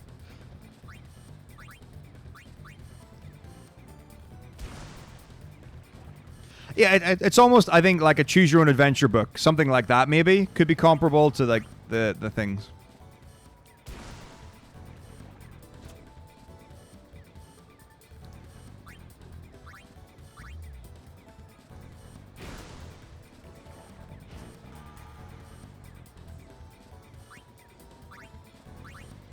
All warlocks. You have to use the mandatory breaks in the run.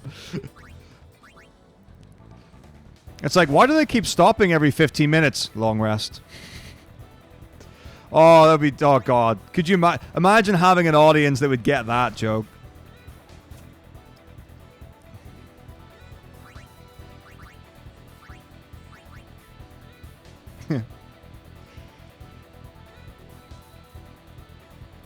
As why would I raise my defense when I can just kill my opponent?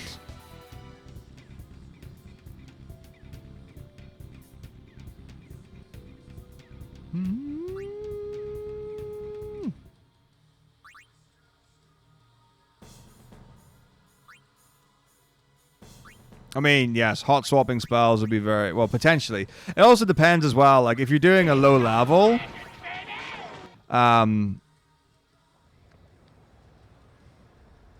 like, level 1 to 3, it might not be that great, especially with spell slots. Kikoski, thank you so much for the raid.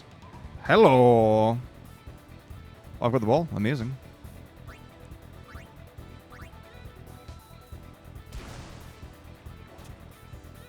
How are we?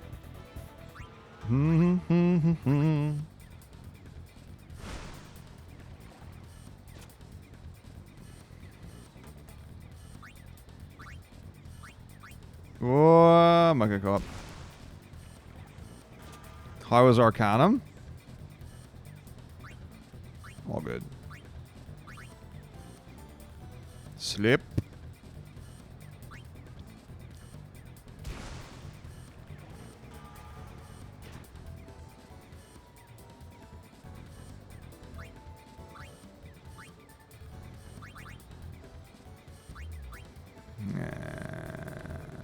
Okay, it's fine. We're getting caught, but it's okay. I didn't see him. Rop is so speedy.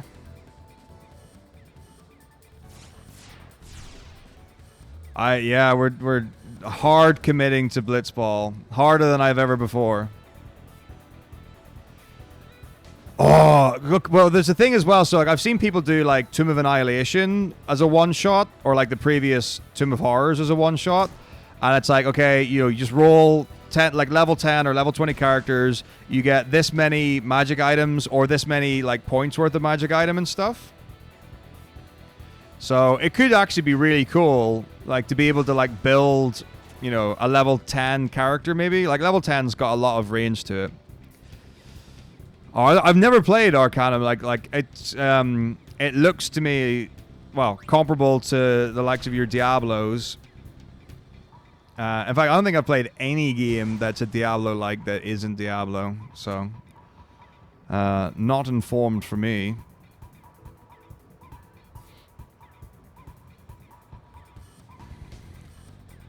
Is it a comparable experience? Cause I don't have an informed idea. Bonk.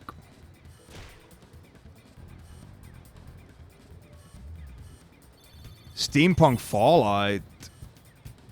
I see. It just looks like Diablo. Let's see. Steampunk Fallout. I've only played Fallout 1. But, like, when you say that, like, my mind is instantly completely flipped on perception of what the game would be like. So I get you. Okay. So are there like skills you can level in it?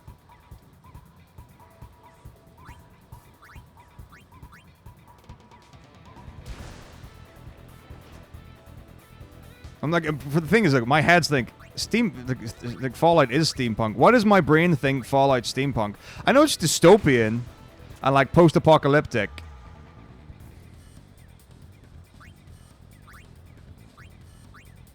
But my brain's like, it's very steampunky. Okay, I'm probably thinking that there's a guy in Fallout who wears a helmet, and that's where I'm going. That's as tenuous the link as I've got. I don't know. Is Fallout 4? There's definitely, I'm sure one of the Fallouts is post-apocalyptic, right? It's totally reasonable, Kigo. I totally get it. That's quite often I go to sleep straight after streams as well. But more often than not. It's great. Well, the thing is, Blitzball is great, and yeah, I was saying earlier about like how long it's taking to level. And that kind of thing. So the leveling system sucks, but fortunately, it doesn't seem like there's a huge amount of experience creep between levels. So I think it'll be okay. I think it'll be not a super unreasonable thing to blast out. Yeah, have a great night. Enjoy rest, and I'll catch you in a bit. But yeah, I mean, I'm pretty sure Victorian England did have spells.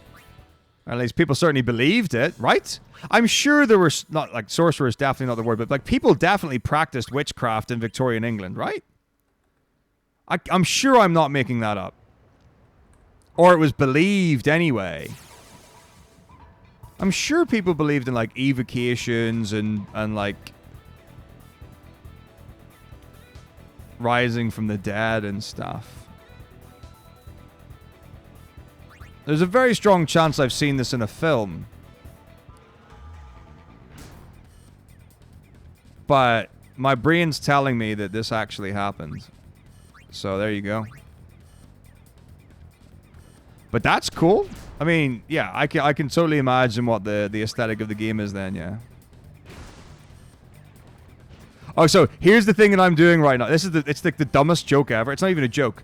But for some reason, right? I mean, I do get this a lot. So generally speaking, people are pretty good at realizing that I'm from Ireland, right? So I'm from Northern Ireland, absolutely grand. A lot of people are pretty okay at picking up on that. But like the number 2 guess for where I'm from is America. Without fail. I don't know why, I don't know how. But there's now, like, there's been recently a rumor going around that I'm actually American, like, in the school I teach at. So I've started, like, for the last couple of months, I've been dropping in, like, little Americanisms. And like, small things here and there to throw people off, which is such a douchey thing to do.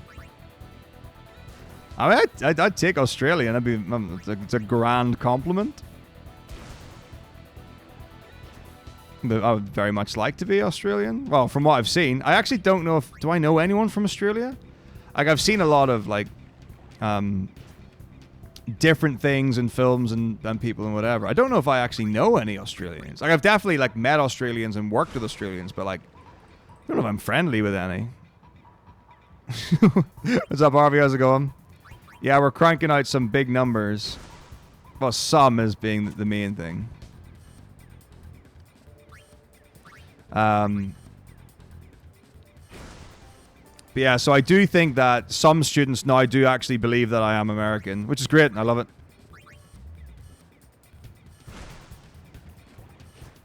As an Irish, grew up in Britain, things calling. Oh, it's like, but the thing is, so I am British. Like, British is my citizenship. Like, because Northern Ireland's part of the United Kingdom. But if someone was to say English, I'm like, I ain't having that. No, there aren't that many morons.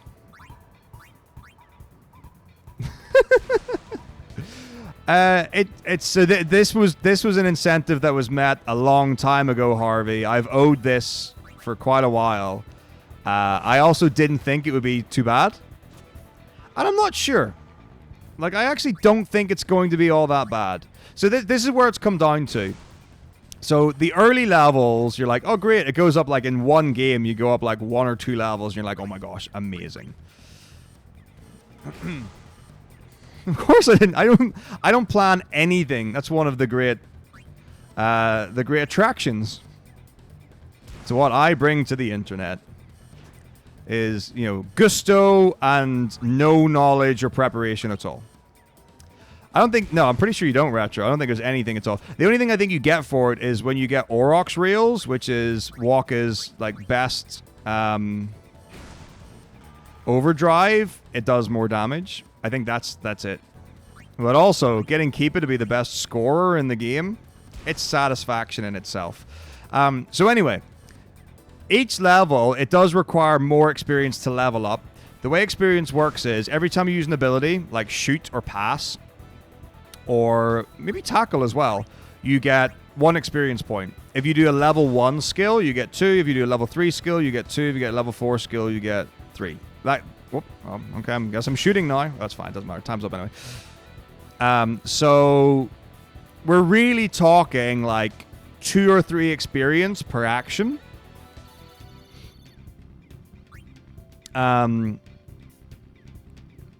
Which is quite small. And there are no multipliers on your experience. It is what it is. So that's where I was like, oh my god, this is going to take forever. This is going to be absolutely horrendous. However, the actual amount of experience points you need per level doesn't go up an insane amount from what I've seen.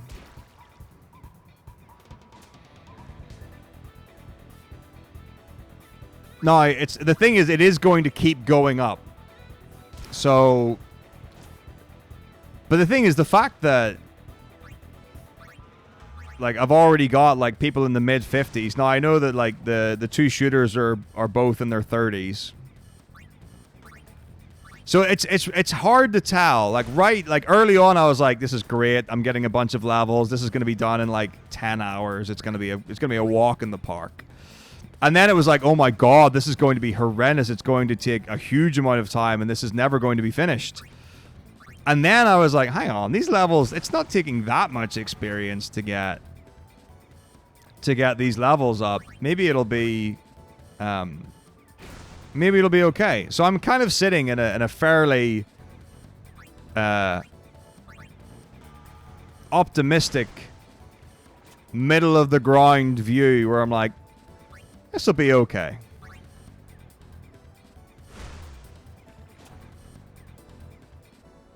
I don't think it's gonna take 50 hours though. I think it's gonna be less than that. Oh, I shot again. I'm so bad at the game.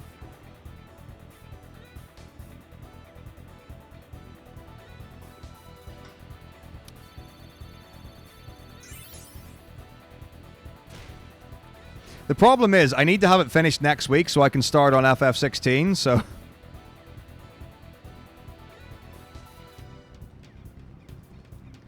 I guess a useful piece of information would probably be to find out how many experience points is the level 99 cap. Like, that will basically tell us how long it's going to take to actually succeed. Because it's one thing to be like, oh, it's, you know, this level, it's only 50 experience to level up and whatever. So I think actually finding out, like, what is the total amount of experience needed?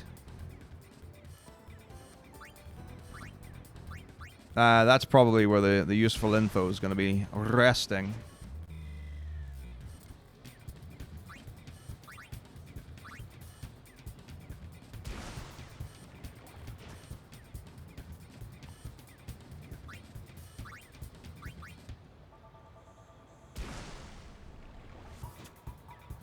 I guess the other question that would be worth answering would be, how long is an actual game in real time? Because obviously the seconds go faster in Blitzball than they do in real life.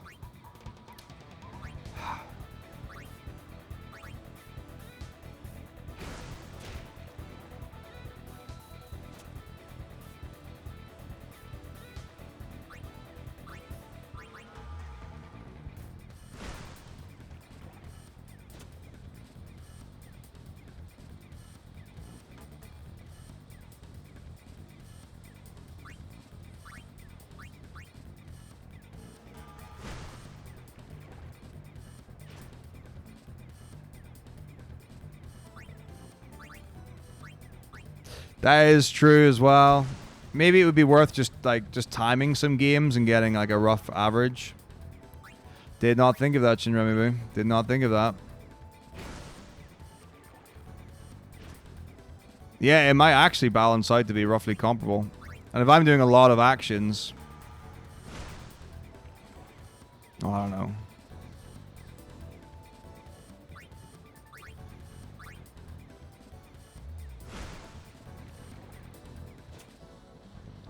I haven't seen it, Nash. I don't know what this experience boost skill is.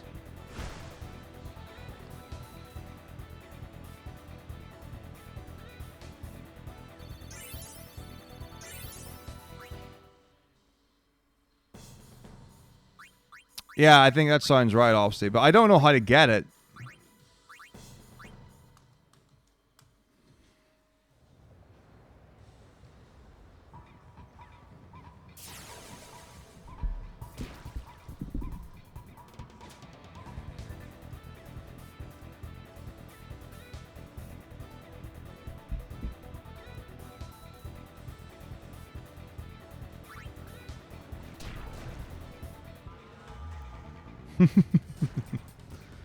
Maybe. But yeah, no, shooting's slow. Passing is the way to go. That's the legit strat.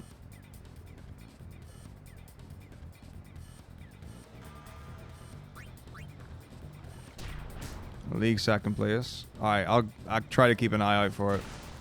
Because then I've just been ignoring all the prizes and just been grinding out the levels.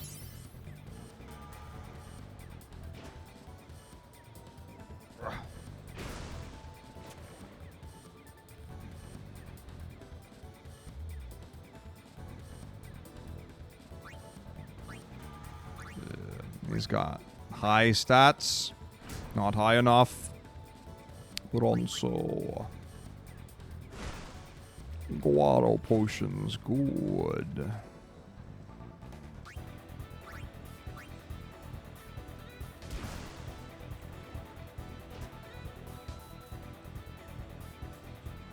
Yeah, it's every little helps, right? The Tesco effect. Nope.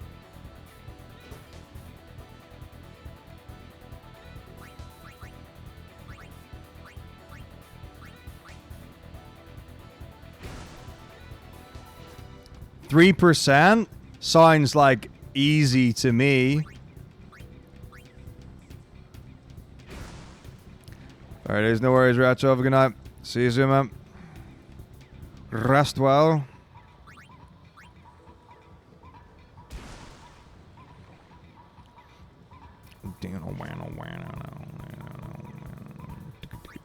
Gosh darn it. Oh no, we're screwed. It's okay.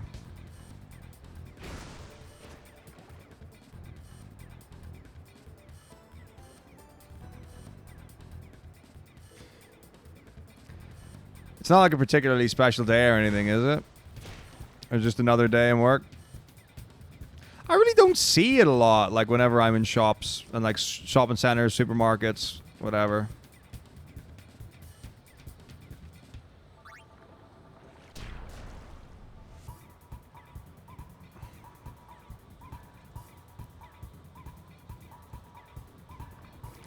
Wither shot 3?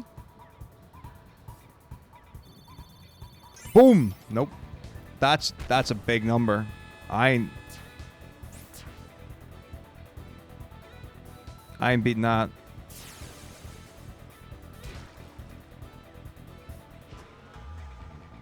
XP tons. Yikes. You'd think that information would be out there, right?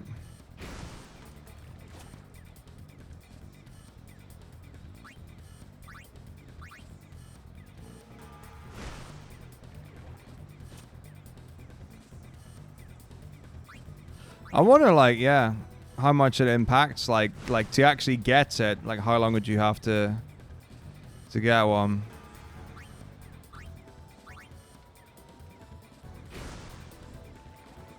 Well, the thing is, if it only goes up to 100, because I don't think it's 100 early on, so I think it has to ramp up to higher numbers.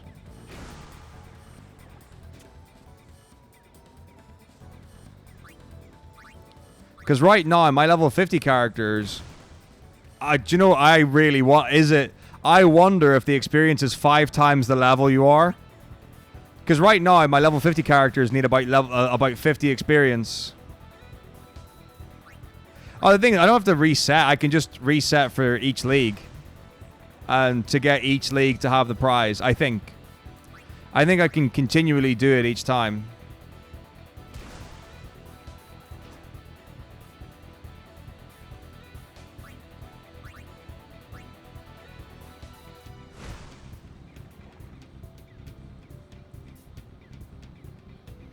I got one more game in me.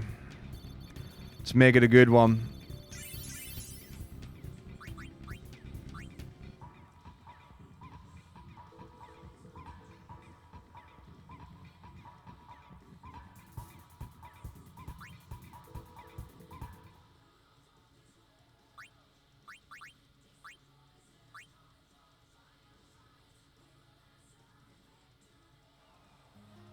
Yup.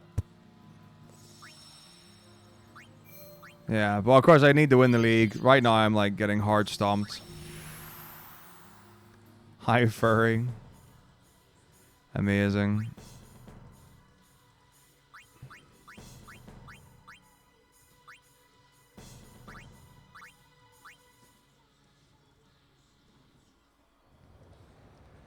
I love the GameFAQs is still active and kicking. It's so good. Big respect to the GameFAQs community.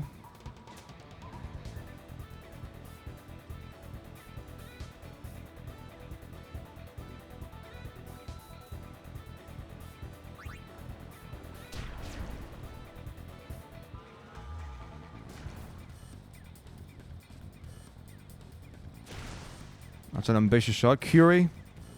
Kylie.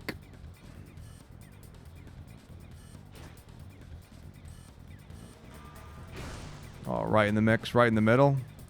Let's see. 100%. And people are still populating stuff.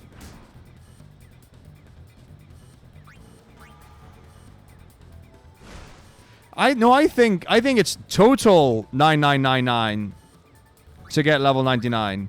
Because, like, right now, my level 50s have got about 5,000 total. I genuinely think it does. It's probably just a scale of, what, 100 times?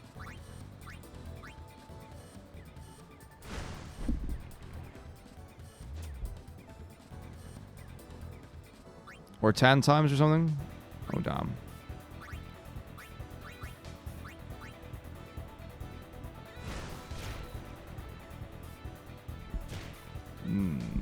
Yikes. Oh. Walker. West. What? I don't follow football at all. Do we like West Ham? I've heard good things about West Ham. I support West Ham now, if anyone asks. That's my official statement, and I'm not going back from it.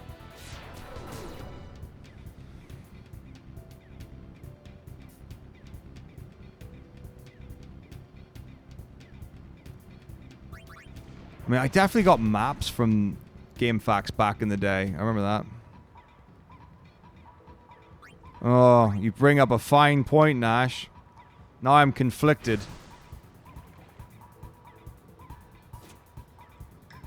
Braised pork.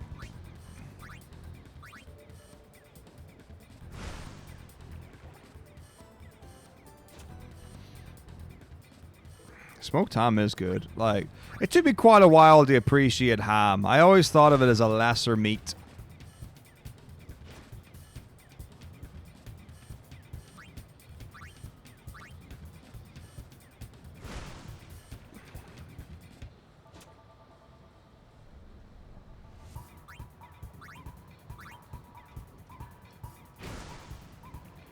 Oh my goodness. The Ham League. All risk all day, baby. Oh no. My go to bed alarm.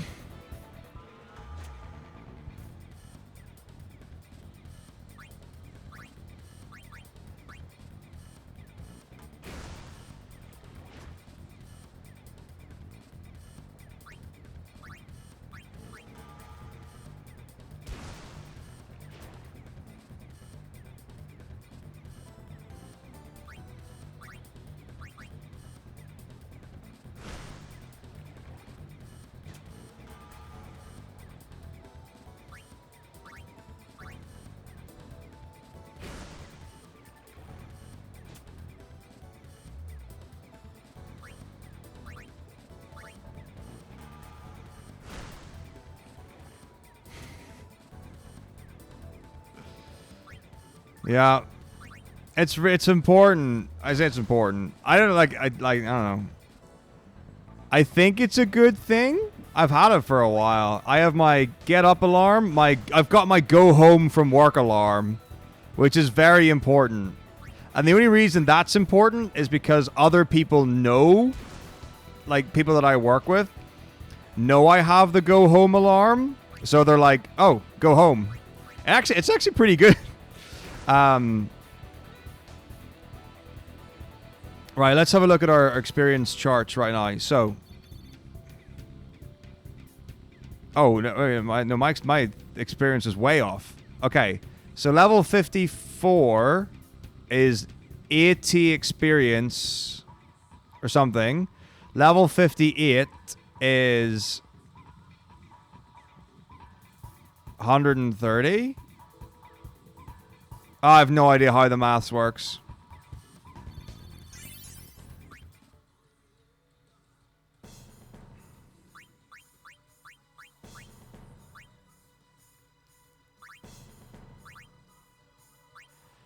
Maybe it's a good thing that I don't. Number one, I don't have handheld consoles, and number two, that I'm not playing new games.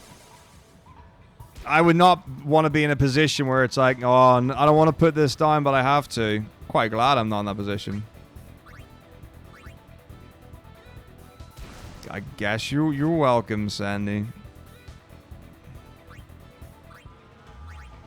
But yeah, I'm not gonna do it my own volition. I'm really bad at it. Although I have actually been able to leave work quite a few times in the last week or so before 5 p.m., which is when my go home alarm goes off.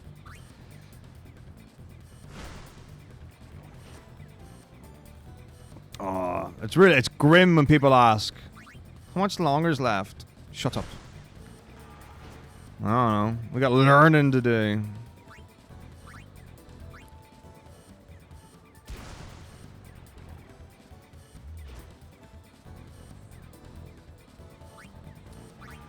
Yeah.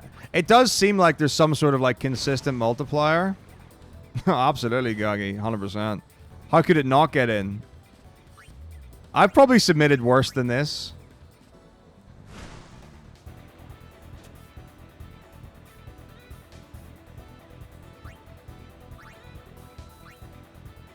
Before 8? That's crazy. Oh, remember when we used to have bonus stream? Remember when speedrun marathons used to have bonus streams and you just played whatever and you just signed up? All boss deals. I don't know. It's like the thing is, I would do all of these at an ESA. I've said before, like I would actually do a 1 to 15 at an ESA if there was a reasonable way to have it go.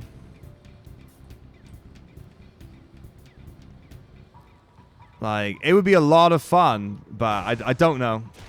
I don't know how the cell would go or what conditions. I have proposed previously, like really long-a-thon when they had the Batten Kaidos 100% run, and they just had like a small game feed in the corner, like while the main stream was running.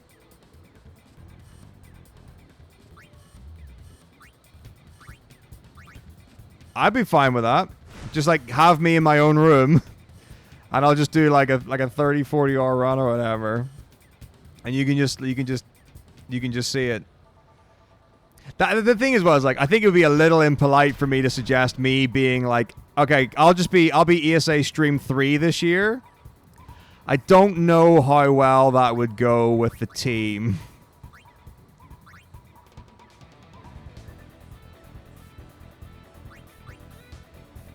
I mean, I think I could do a decent job. Like, I don't want to undersell myself.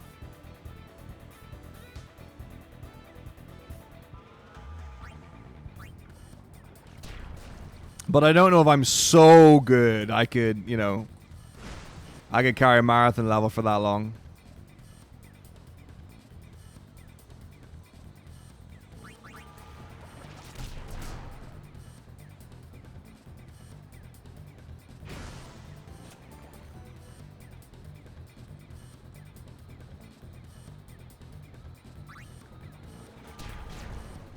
Good effort. A lot of putting in work. Igar. Oh, okay. It's still quite a high number. Ooh, 29 cachet. Sleepy. Sleepy boy. Bata. Smooth. Oh, nope. Oh, we're effed. Alright, this is fine. This is, I mean, none of this is...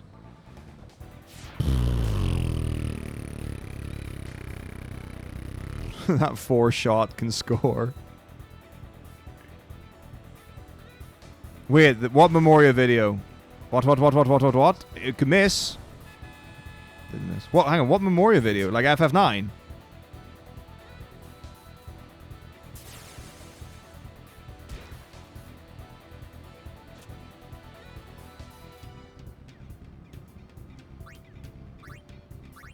The only Final Fantasy thing people have been talking about is the FF10 Mushroom Rock Road skip. 23-minute gameplay video. I have not seen this. Is this easily findable on the tubes of you? I mean, this was the last game. ESA Marathon 3. You must never enter, yeah. Alright, so here we go. Let's just do some sums. So we've got 99 times 5 characters. 1, 2, 3, 4, 6 players. Take away 31. Take away 59. Take away 54. Take away 52. Take away 33. Take away 37. 328 levels to go. We are practically done.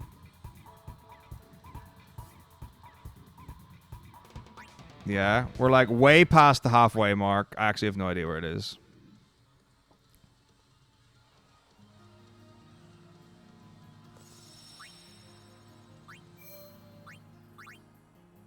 Yeah, but not by much, right? Yeah, the XP gain is not getting better. It is not getting better at all. All right, let's bash some things out super quick. Okay, so first thing I need to do is write this number down so I can get all my splits. Okay. So we're on 17, 49, 03, 62. The memory remains.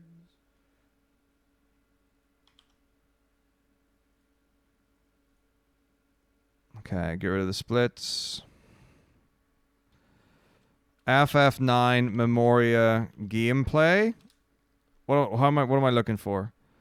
The Final Fantasy 9 Memoria project is here. Blitz Z 3 hours ago. Fully rendered footage of FF9 Memoria. Because like it's is it a 5-minute video?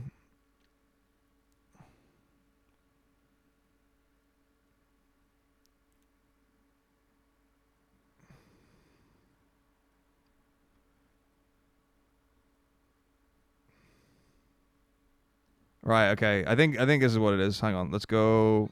Oh, quiet you. Right, FF4. This? I'm assuming this is what it is. Yeah. Link it, please, by all means. Oh, 25 minutes long? Okay, it's not this. Oh, no, I'm not going to. Stop advertising this person. Bye.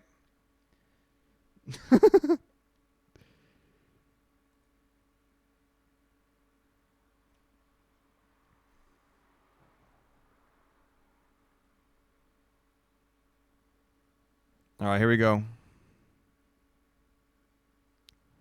Full game loading. Unreal Engine 5. Okay.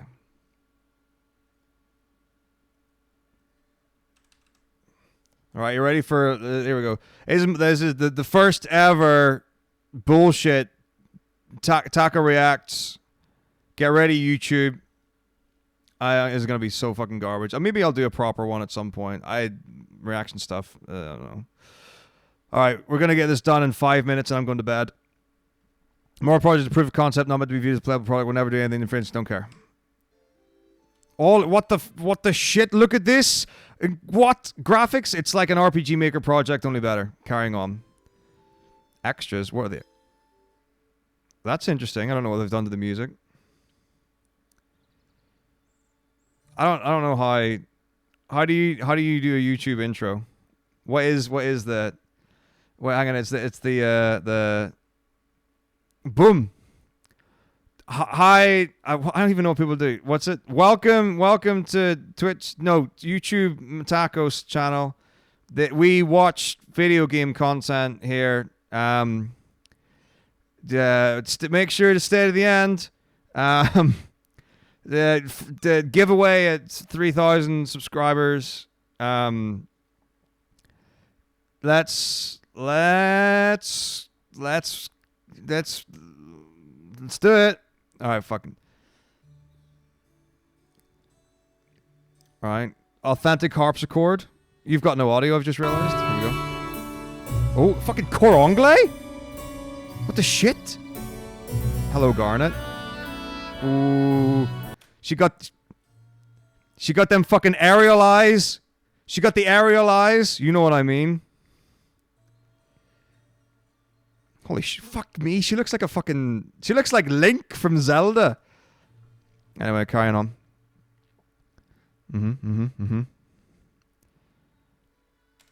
That's a heavy pigeon. That's a heavy looking pigeon. That is weight. This is weight. Odin. Callback. This is Dali. I have no idea where this is. It's probably Alexandria. The thing is, I mean... Oh shit, hang on. You've still got no sound. Wait, let me go back. Did I mute it? I thought I unmuted it. Right, here we go. Harpsichord. Cor anglais. Moving on. It's the girl with the Scottish accent. I don't remember her name. I haven't played Final Fantasy 9 so long. The thing is, this is literally like the opening of FF9. I'm saying as if I've never played the game before. Marcus, January 15th, 1800. Wow. I want to be your canary. Yeah, Rose, that's what it is. It's a very glowy hat, very light, very light. Where is the subsurface scattering? Oh, Ruby, that's it. Look at it. Frame by frame. Look at what is this? What is it? The sun is all enveloping. I don't know about this. Okay. French horn counter melody. Love it. Bottle shop. There's no such bottle shop. Look at this pompous git. Look at this. Hang on. His pantaloons are not wide enough. I mean, this is fucking cool. By the way, it actually looks fucking amazing. But like, come on. Like, I appreciate they've gone for the poofy. The poofy era, but like, I don't know, it just doesn't play to me. But anyway, nice brocade. Oh, Beatrix. See the way you can't see her eye? It's a call out. It's a foreshadowing. Okay. Yeah, they kept it authentic. Yeah. Wait, what? There are no chocobos in Alexandria. I think I would know there were chocobos in Alexandria. Also, this fucking chocobo is stoned out of his tits. Look at, he's like, Queer. Fucking hell. This one's not even been activated yet. This is a robot chicken. Carrying on. We continue. What the fuck was that plink?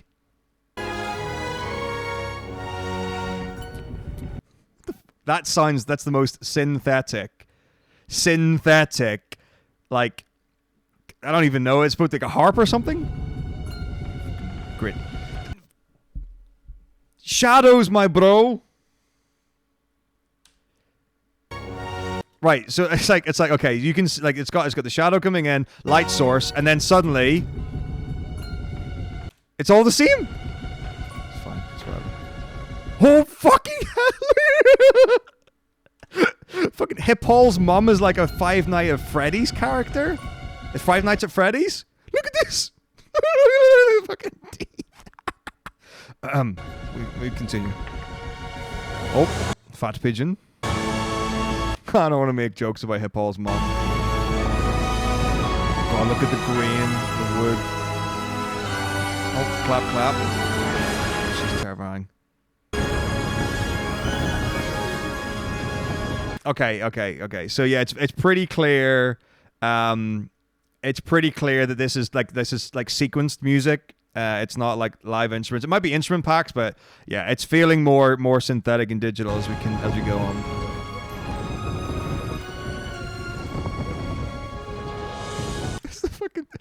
It's the scene from Jurassic Park. You know, like at the end of Jurassic Park where the helicopter goes past the pterodactyls. Yeah. Although another thing, so here's another one about like, so also look in the right side.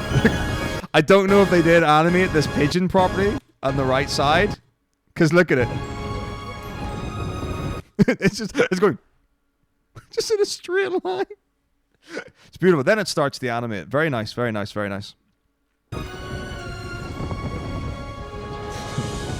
to Jurassic Park. Alright, like it. Oh, wonky chimney.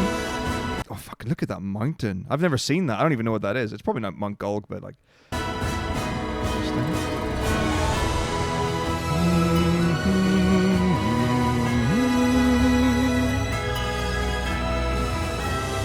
No smoking, though. Well, they fly off mist. Wait, where's the mist, actually? Alright. Credit where credit's due. Looks exquisite. Like it. Okay. Cool. Gameplay. Wait, what? Hang on. Wait, what? What are these proportions? When did Vivi get a round tuchus? I don't remember Vivi having such a voluptuous, you know, bottom half. Because he'd be looking skinny. Okay, here's Corey. Okay, this is very much like one of those like modern 3D action RPGs. Why are you not running? Why are you walking? Hannah? Hannah? Who's Hannah? I don't know a Hannah. That's like the least Victorian name I've ever heard. Hannah? Come with us to see the nobles? Voice? Wait, hang on. Uh-huh. Wanna come? Wait a minute.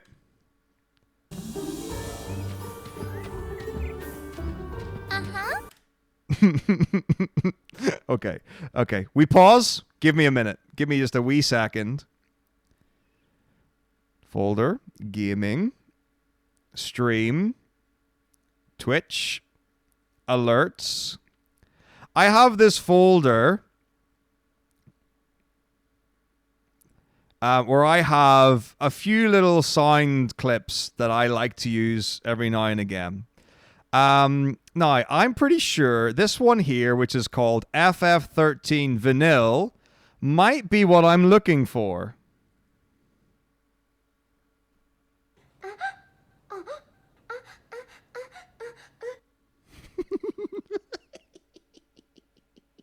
It's so bad. It's so bad. We continue. Wanna come with us to see the nobles? Oh my. These children are causing quite a ruckus. This is great. I love it. I love this girl. She's my favorite. I am her.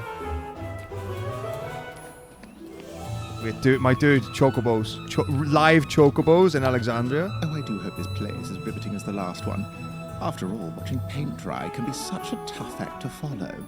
Okay, some of this voice acting's not bad at all. I didn't know This is the watching Memoria paint Project. dry can be so entertaining.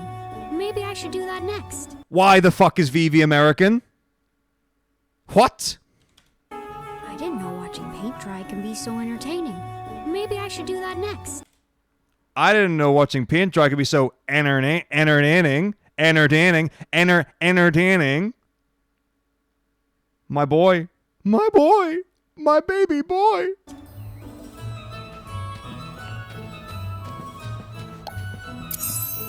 Oh, get a little money.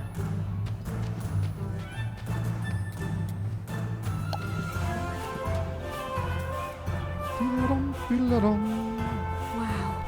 I wonder. Wait. I've just seen something. I'm going to look at this. Bottom right. Boom. Let me turn. Wait. There. Can you all see that? Fucking pointy hat boy. 60 HP, 48 MP? What the hell? It's got his stats. His stats in the bottom right. It's going to be an action RPG. I wonder what the story behind this statue is. Oh, he runs. Incredible. Okay, into the chocobo pen. Did they say Qua? Gissel Green. Okay, you would never get Gissel Greens this early. Do you feed them to them? He just died? He just got face planted by a chocobo? A bonk. Oh, baby chocobo. Okay, no, there are Gissel Greens. Plushy. Okay, I love it. Wait, what? Camera? Why did he start? He learned to jog. And then he forgot. Chocobos. They remind me of my younger days, racing through the open fields with the wind in my hair. Majestic creatures they are. This guy's a bit creepy. And he's got the name Casimir, which sounds a lot like Castamere, which gives me Game of Thrones vibes. He's gonna die. I need a bath. Funny line. Yes, George. Tavern. Okay. Oh. Hello, cutscene. Wait, we've just reached the pucks. Why, The puck you? cutscene. Watch where you're going. Sorry.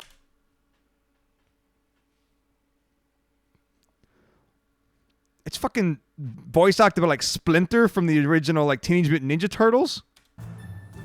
Why, you? Watch where you're going. Sorry. Can't you see I'm in a hurry? Actually, it's a bit like Hey Arthur, Hey Arnold, Hey something. Who knows what skips are in store? Right, okay, He carry on. must be Come on on. his way to see the show too. Does it? Okay, that could be genius right there. So the reason, but the thing is, Vivi has the wrong ticket because it's got the wrong thing on it. I don't remember what it says, but his thumb's covering the last letter. What is it? Because his says, "I want to be your something," right? Crow. That's what it is. That would have been, yeah. Too. I really wanted to see that.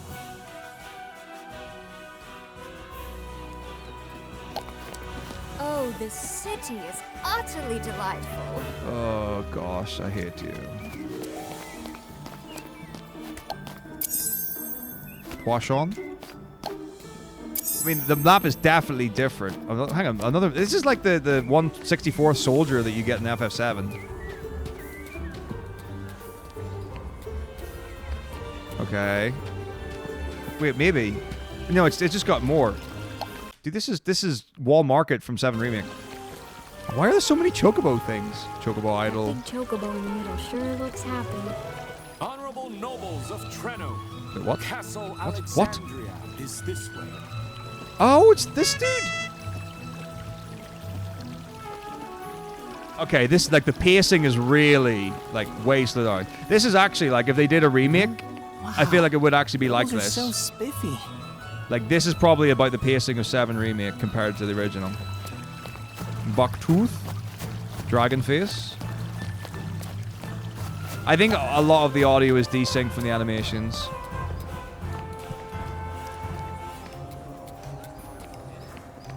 I would not be going up to. Wait.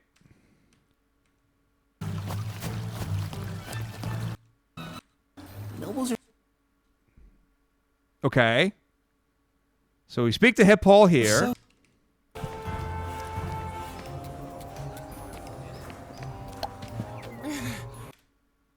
I mean, presumably he ran behind you to get, but it seems really weird. I was like, did they just give it like? I mean, it's like it's a callback or a call out or whatever it would be, like a reference. my stamina. I wonder why I never run out of breath. That's funny. In joke, I like it. Maybe because you don't ever run, VV.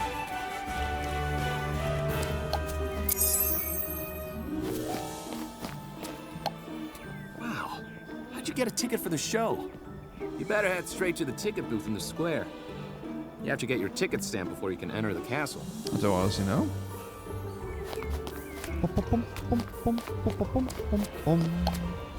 In a realm Hello, this is Blank, right? This has got to be Blank, who's not actually here in the main game.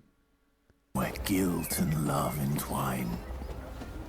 A cryptic riddle I share of two souls in fate's design. Wait, oh, red hair, Gilgamesh. Okay, that makes sense. Yeah, it just looks more like Blank to me, but yeah, I can see.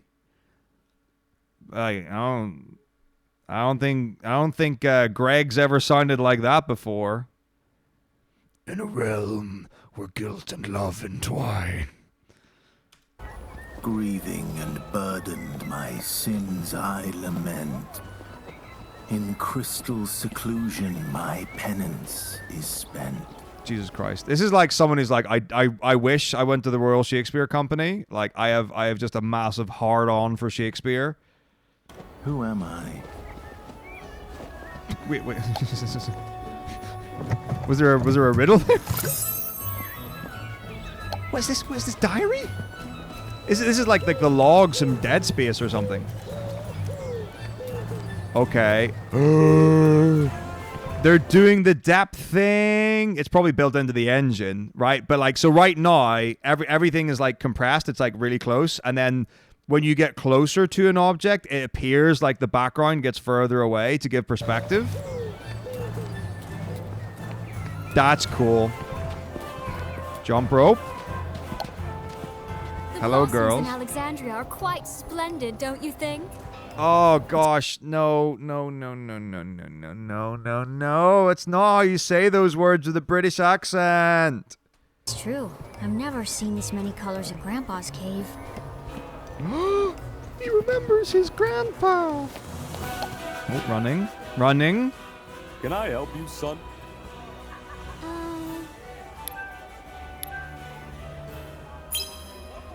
What's this? There's something off. He can't read that ticket. It's clearly pointing towards the audience. He can't read that. And look at him. He's got no eyes. It's another Five Nights at Freddy's doll. It's like, what is this? Wait, what? He's like, there's something odd about this ticket. Wherever it is. Is that Ozma? Is that Ozma? Is this Ozma on the table? Foreshadowing? What about this ticket? Oh, why, it's another fake. I've seen so many today. It fucking is Ozma as well. I was joking and now I'm not. It's spinning different directions. No. No. Now, don't cry. I know how you must feel. Here, I'll give you these. Do try to cheer up now, hmm? Womp, womp, womp, womp. I don't think we get... Do you get cards? I don't think you get cards from the original. You get cards in the clock tower or whatever. Oh, are we getting the ether? Step right up, folks. I've got the finest selection of weapons in all of Alexandria. Get your hands on the best deals in town. I remember a guy with spiky hair who carried something like this. I wish I could afford it. How do you even know what, like, weapons are? This Vivi knows so much more than actual FF9 Vivi. Another plushie. Wait, what the why are the Mega Sisters there? Where's that little rascal run off to Where- now? Where's she come in? Like, the NPCs move quick.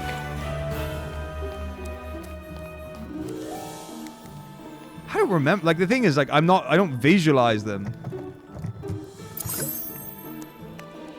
Wait, piano sheet music?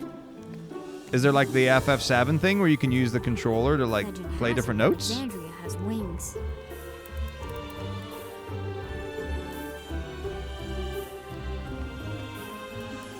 The fuck? What's Hip Hole doing again? Mischievous Hip Hole? What is? Well, there's like evil Hip Hole, and then like redeemed Hip Hole, and like righteous Hip Hole. Should I tell her? What is this?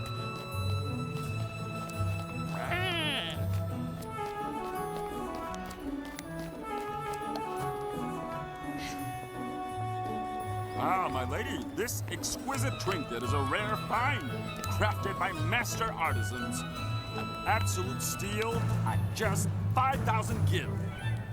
Oh, how generous. And here I thought only air could be so inflated. I know a lot of this is like dialogue from the game, but like, is that in the game? I really hope it isn't. Like, that's cringy dialogue. Wanna play with us? Yes, I do. Come on, Vivi, be a baller. Let's go.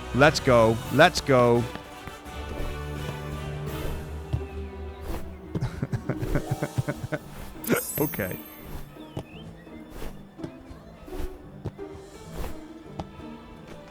Aw, better luck next time. What the F? How? How? I want to see like the bonus feed where it's like the director's cut where he goes up to 1,000. That's what I was hoping the rest of the video would be. My esteemed guest, I regret to inform you that our inn is fully reserved for the coming month. We are currently in the upper echelons It's of like society, static on his Fs. including the venerated Regent Sid Fabul IX, the revered Princess Garnet, and Wait, you're totally right. I didn't even look at the aspect ratio. No, this is a fan project. That's really weird. Remember when I got trapped here in the blindfold run? I regret to inform you that our inn is fully reserved for the coming month. We are currently hosting the upper echelons of society, including the venerated Regent Sid Fabul IX, the Are there actually like frog people in the original? And I'm so He's confused. just yanking your chain, kid. Inn's emptier than a beggar's banquet. What is that accent? He's just yanking your chain, kid. Inn's emptier than a beggar's banquet. Second floor, first room on the right. It's yours. Second floor, first room on the right. It's yours. This is the most eclectic vocal arrangement ever.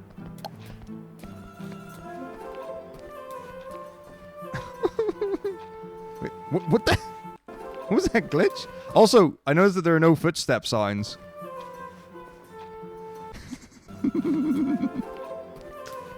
Bloop. Yeah, he's casually clipping onto the carpet. Yeah, I like that. Like the ballerina box music.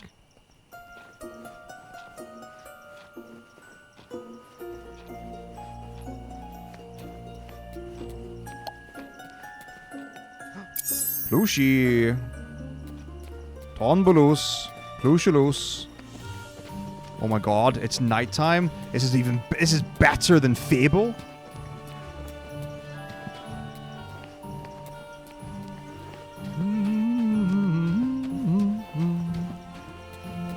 Alright, okay.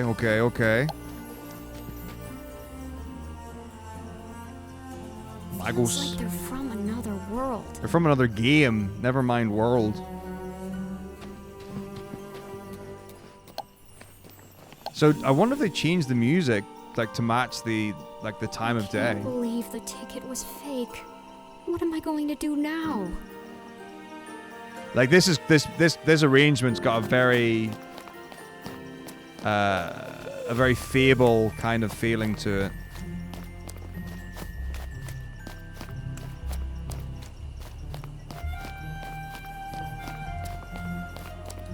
Back to the Fountain District. Bro, we need to get going. We've got video game to advance. He's really like stretching it out. are we to believe that I want to be your canary can captivate us as much as the original story?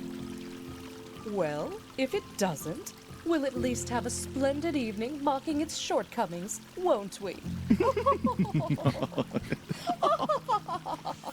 That's what the actual theatre in England's like.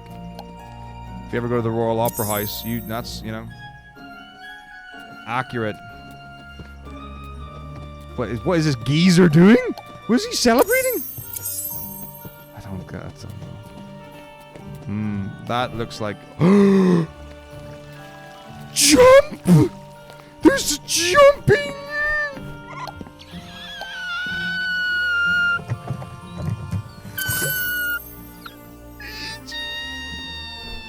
This is the best video game in the history of you. This is it. This is it. The world.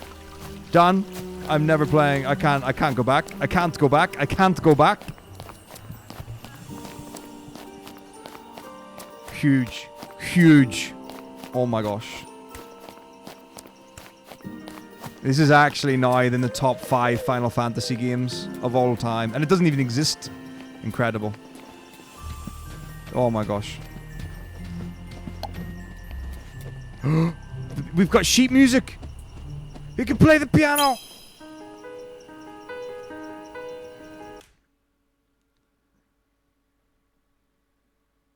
Disappoint. Okay, a few things to keep in mind here. Right.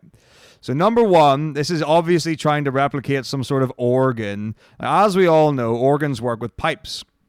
And the pipes are certain lengths, and when you double the length of the pipe, you like decrease the range of the note by an octave. Okay, so to get an octave on an organ, you have to have pipes of a certain length to be able to get those pitches. So these tubes that are coming out the top end are presumably trying to replicate pipes. You also get a set of pedals on an organ at the feet, so it's the same as a regular keyboard on a piano, and you get like maybe like an octave or two depending on the size of the organ, and you use your feet to press those. So that's probably, I'm assuming that's what the foot pedals are. I'm not assuming that these are piano foot pedals because it looks like there are more than 3, which they're redundant unless the 2 are just to rest your feet on. But then rounded keys, like that's and the thing is, like, that's really impractical. A curved keyboard that makes sense. I will show you a curved keyboard that makes sense. Like, but this is big minus points. Jordan Root is, I think, if I just type in Christmas, here we go. So this is like totally off topic, but this is a keyboard. Hey everybody, Jordan Root.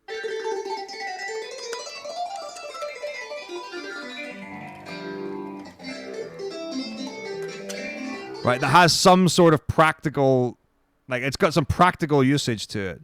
Whereas this one, you imagine like fanning outwards like this. It's ridiculous. He can't see the music. How is he supposed to play it? He would stand on the stool would be a better job. This is ridiculous. This is right. Forget the jumping. This is just unacceptable.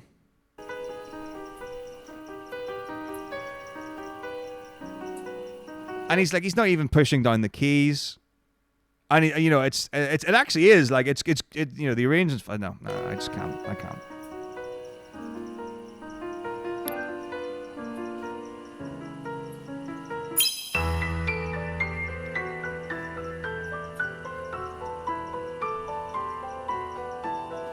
Sure, why would the Moogle not play along?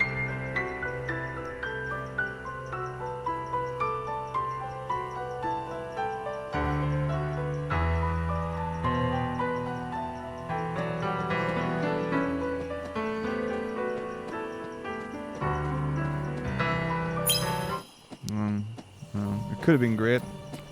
This could have been the best part of the whole thing. Alright, we continue. We're going to get run into by Puck again and Gilgamesh. Yeah.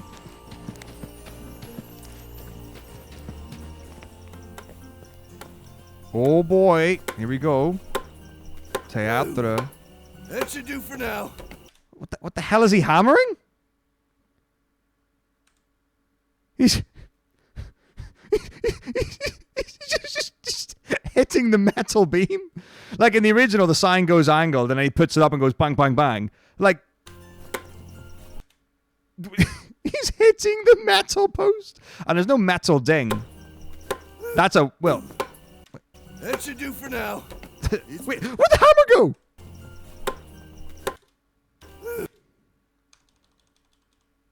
Hammer today, gone tomorrow.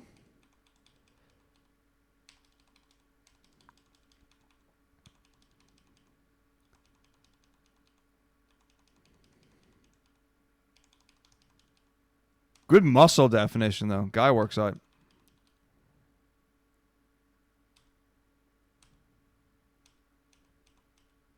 Look at his hand. It's open. It's cut. They just removed the hammer model from his hand. Just whoop. Should do for now. It's been a long day. Oh, that's beautiful. Can't believe I'm stuck working late while my wife's getting all fancy for the play. I don't know about that. I think we all know what his wife's doing. Have you got, he doesn't seem like the one that wants to be fancy and go to the play. Shrimp, you're the one with the phony ticket, ain't you? I saw the guy tell you it was fake. Yeah, it's fake. I'll let you see the show if you become my lackey. Well, what do you say? Well, I don't know if that's such a good idea. Great! Now for your first assignment. You go stand over there and see if anyone's coming.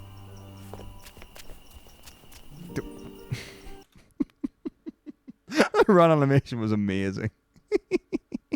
That's so see cool. if anyone's coming. These act like their interactions are actually pretty good. All clear? Clear. All right.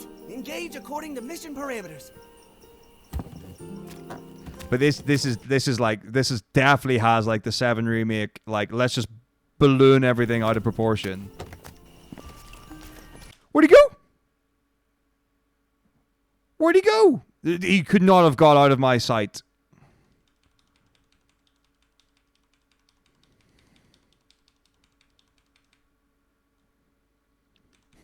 Okay, here, I did actually notice, right? In the previous scene, the hammer's on the table. So...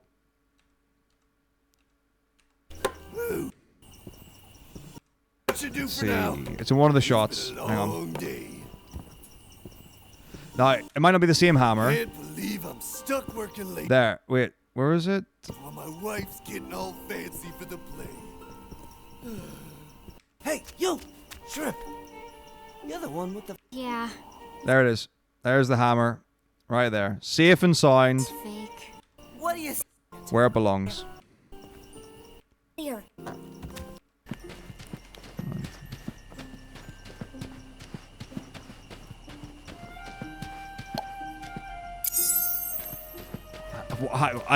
An elixir in the starting area? So unrealistic. Okay. Okay. That's very bright. Ooh, ooh. More money. More money.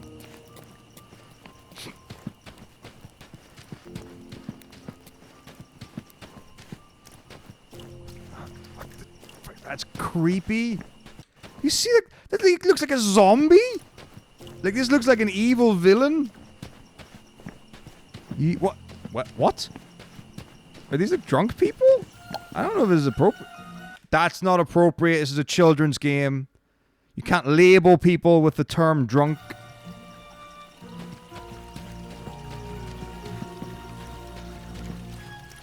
This is getting really leery. Immortal and cursed, in slumber I lie, transforming, avenging, as shadows pass by. Who am I?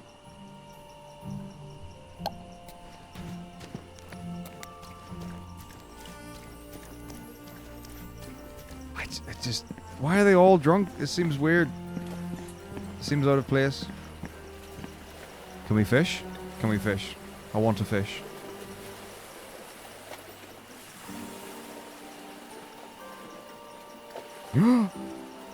Marlboro plushie.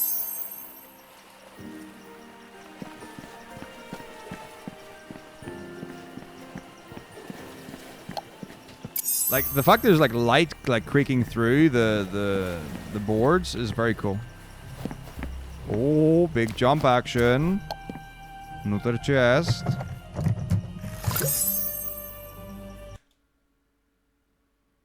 Beatrix card in the first area? This version is broken.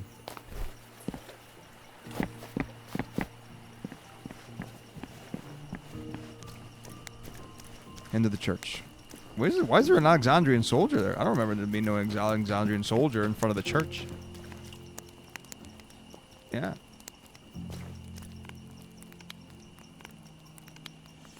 Yeah, this would be the slowest thing ever. Stiltsgun. Definitely, it looks... They've captured Stiltsgun to a T. You can see right the back. We've never seen the back of the church before. Key to the mansion? Key to the mansion? What mansion? One-winged Moogle? I thought it was like a shadow or something. It's got like a black wing on the right wing. Very cool, very cool. Yeah, the stained glass is nice touch. The sword and the stone. That's a buster sword. What? This is a reference to the church in Final Fantasy VII? Where did this come from? This is too much. This is too much.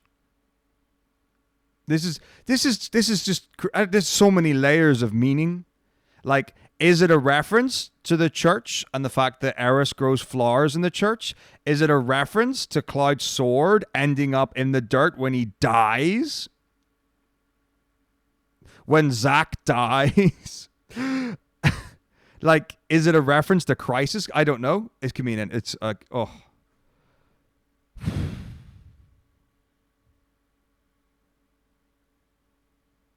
Oh my goodness.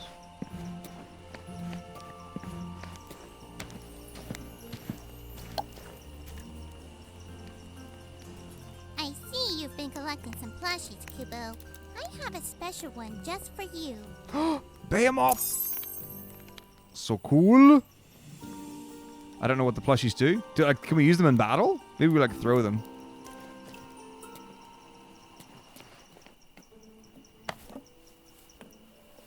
We're almost. Yeah. Wait, hang on. Are you talking about like what's on the stained glass window? Cosmo Canyon. Is that what you're getting at? The two moons. Okay. Oh, hang on. Wait. Okay, so this is the Aoife tree. I don't know what this is. Then yeah, that's way there. That's the two moons. That's obviously Gaia and Terra. I don't know. Is that meant to be like Lindblum, maybe? Lindblum Castle? Up in the mountains? This is where you go to fight Kraken in Memoria. I don't know what the oceany wave things are.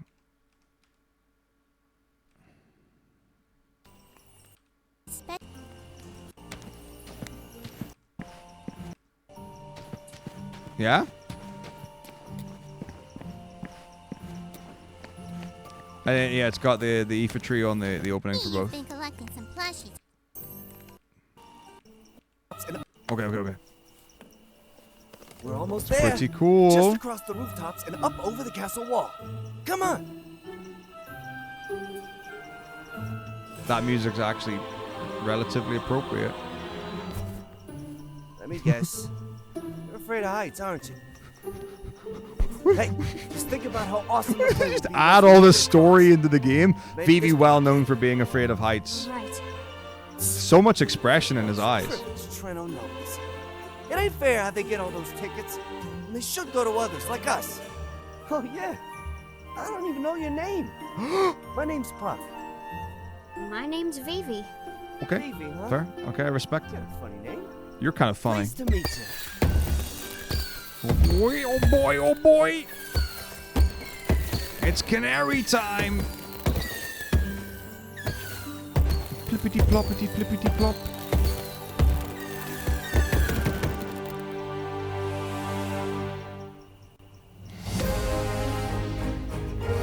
Oh, that's the end of the one. Yeah, of course he's afraid of heights. Oh, Drugabo.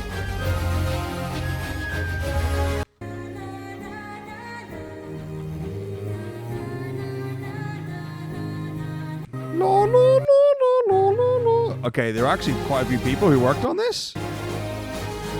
I want to look up the voice actors. Okay. Okay, I don't know any of these names.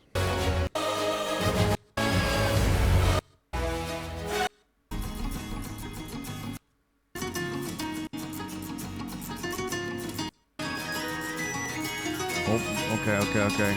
Who's the very obvious American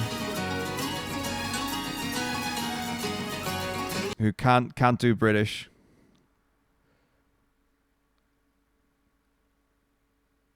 Milton Keynes. Milton Keynes, a town in the England. Is it Milton Keynes? I think it's in England.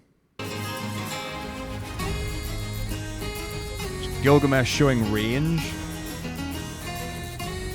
Alright, fair. Like, I mean, they... Okay. Like, there's no way they got money for this, right?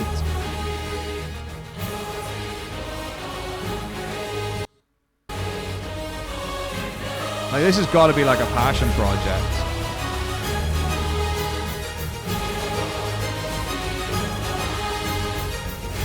Like, fair play.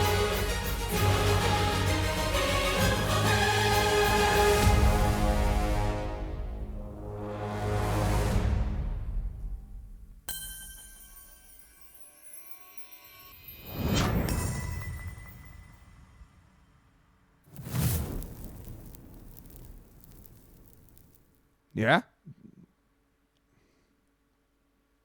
This is what it is. Like, literally, this is what you do now. Like, that's a scissor reel, like, of your work. That's better than, like, that's your portfolio. Like, anyone who's doing like video, audio, editing, visual effects, like, get a YouTube channel and create a backlog, or not even a backlog, but like get a portfolio. Like, that's where your work is. That's live. That's where people are gonna see what you've done. Like, that's what you do.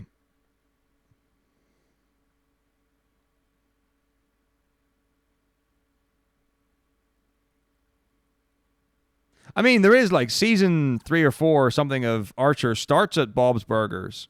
Like, there's an episode where it does actually happen. But like, yeah, like it's like people who do like mods for games on Steam, and then the developer of the game brings them on as an actual, like, onto their staff team. Well, there we go.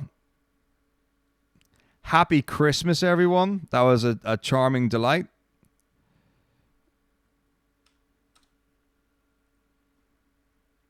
Enjoyed that.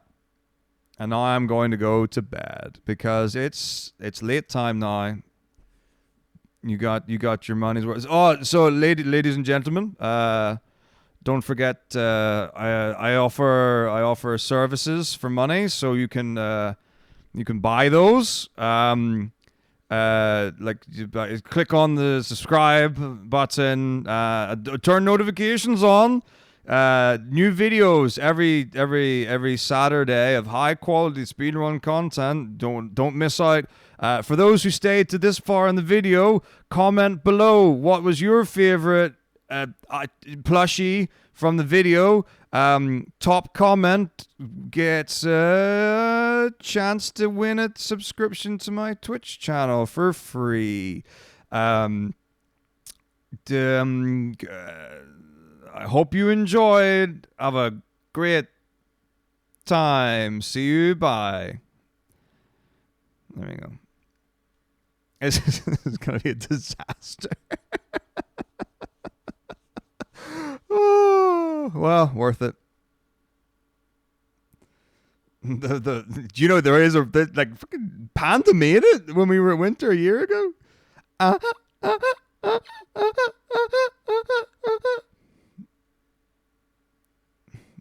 You can have that.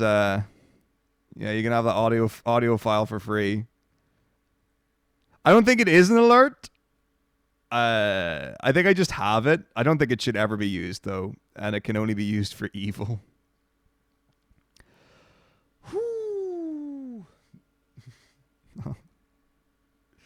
All right, I actually I'm going to bed now. So yeah, stop recording.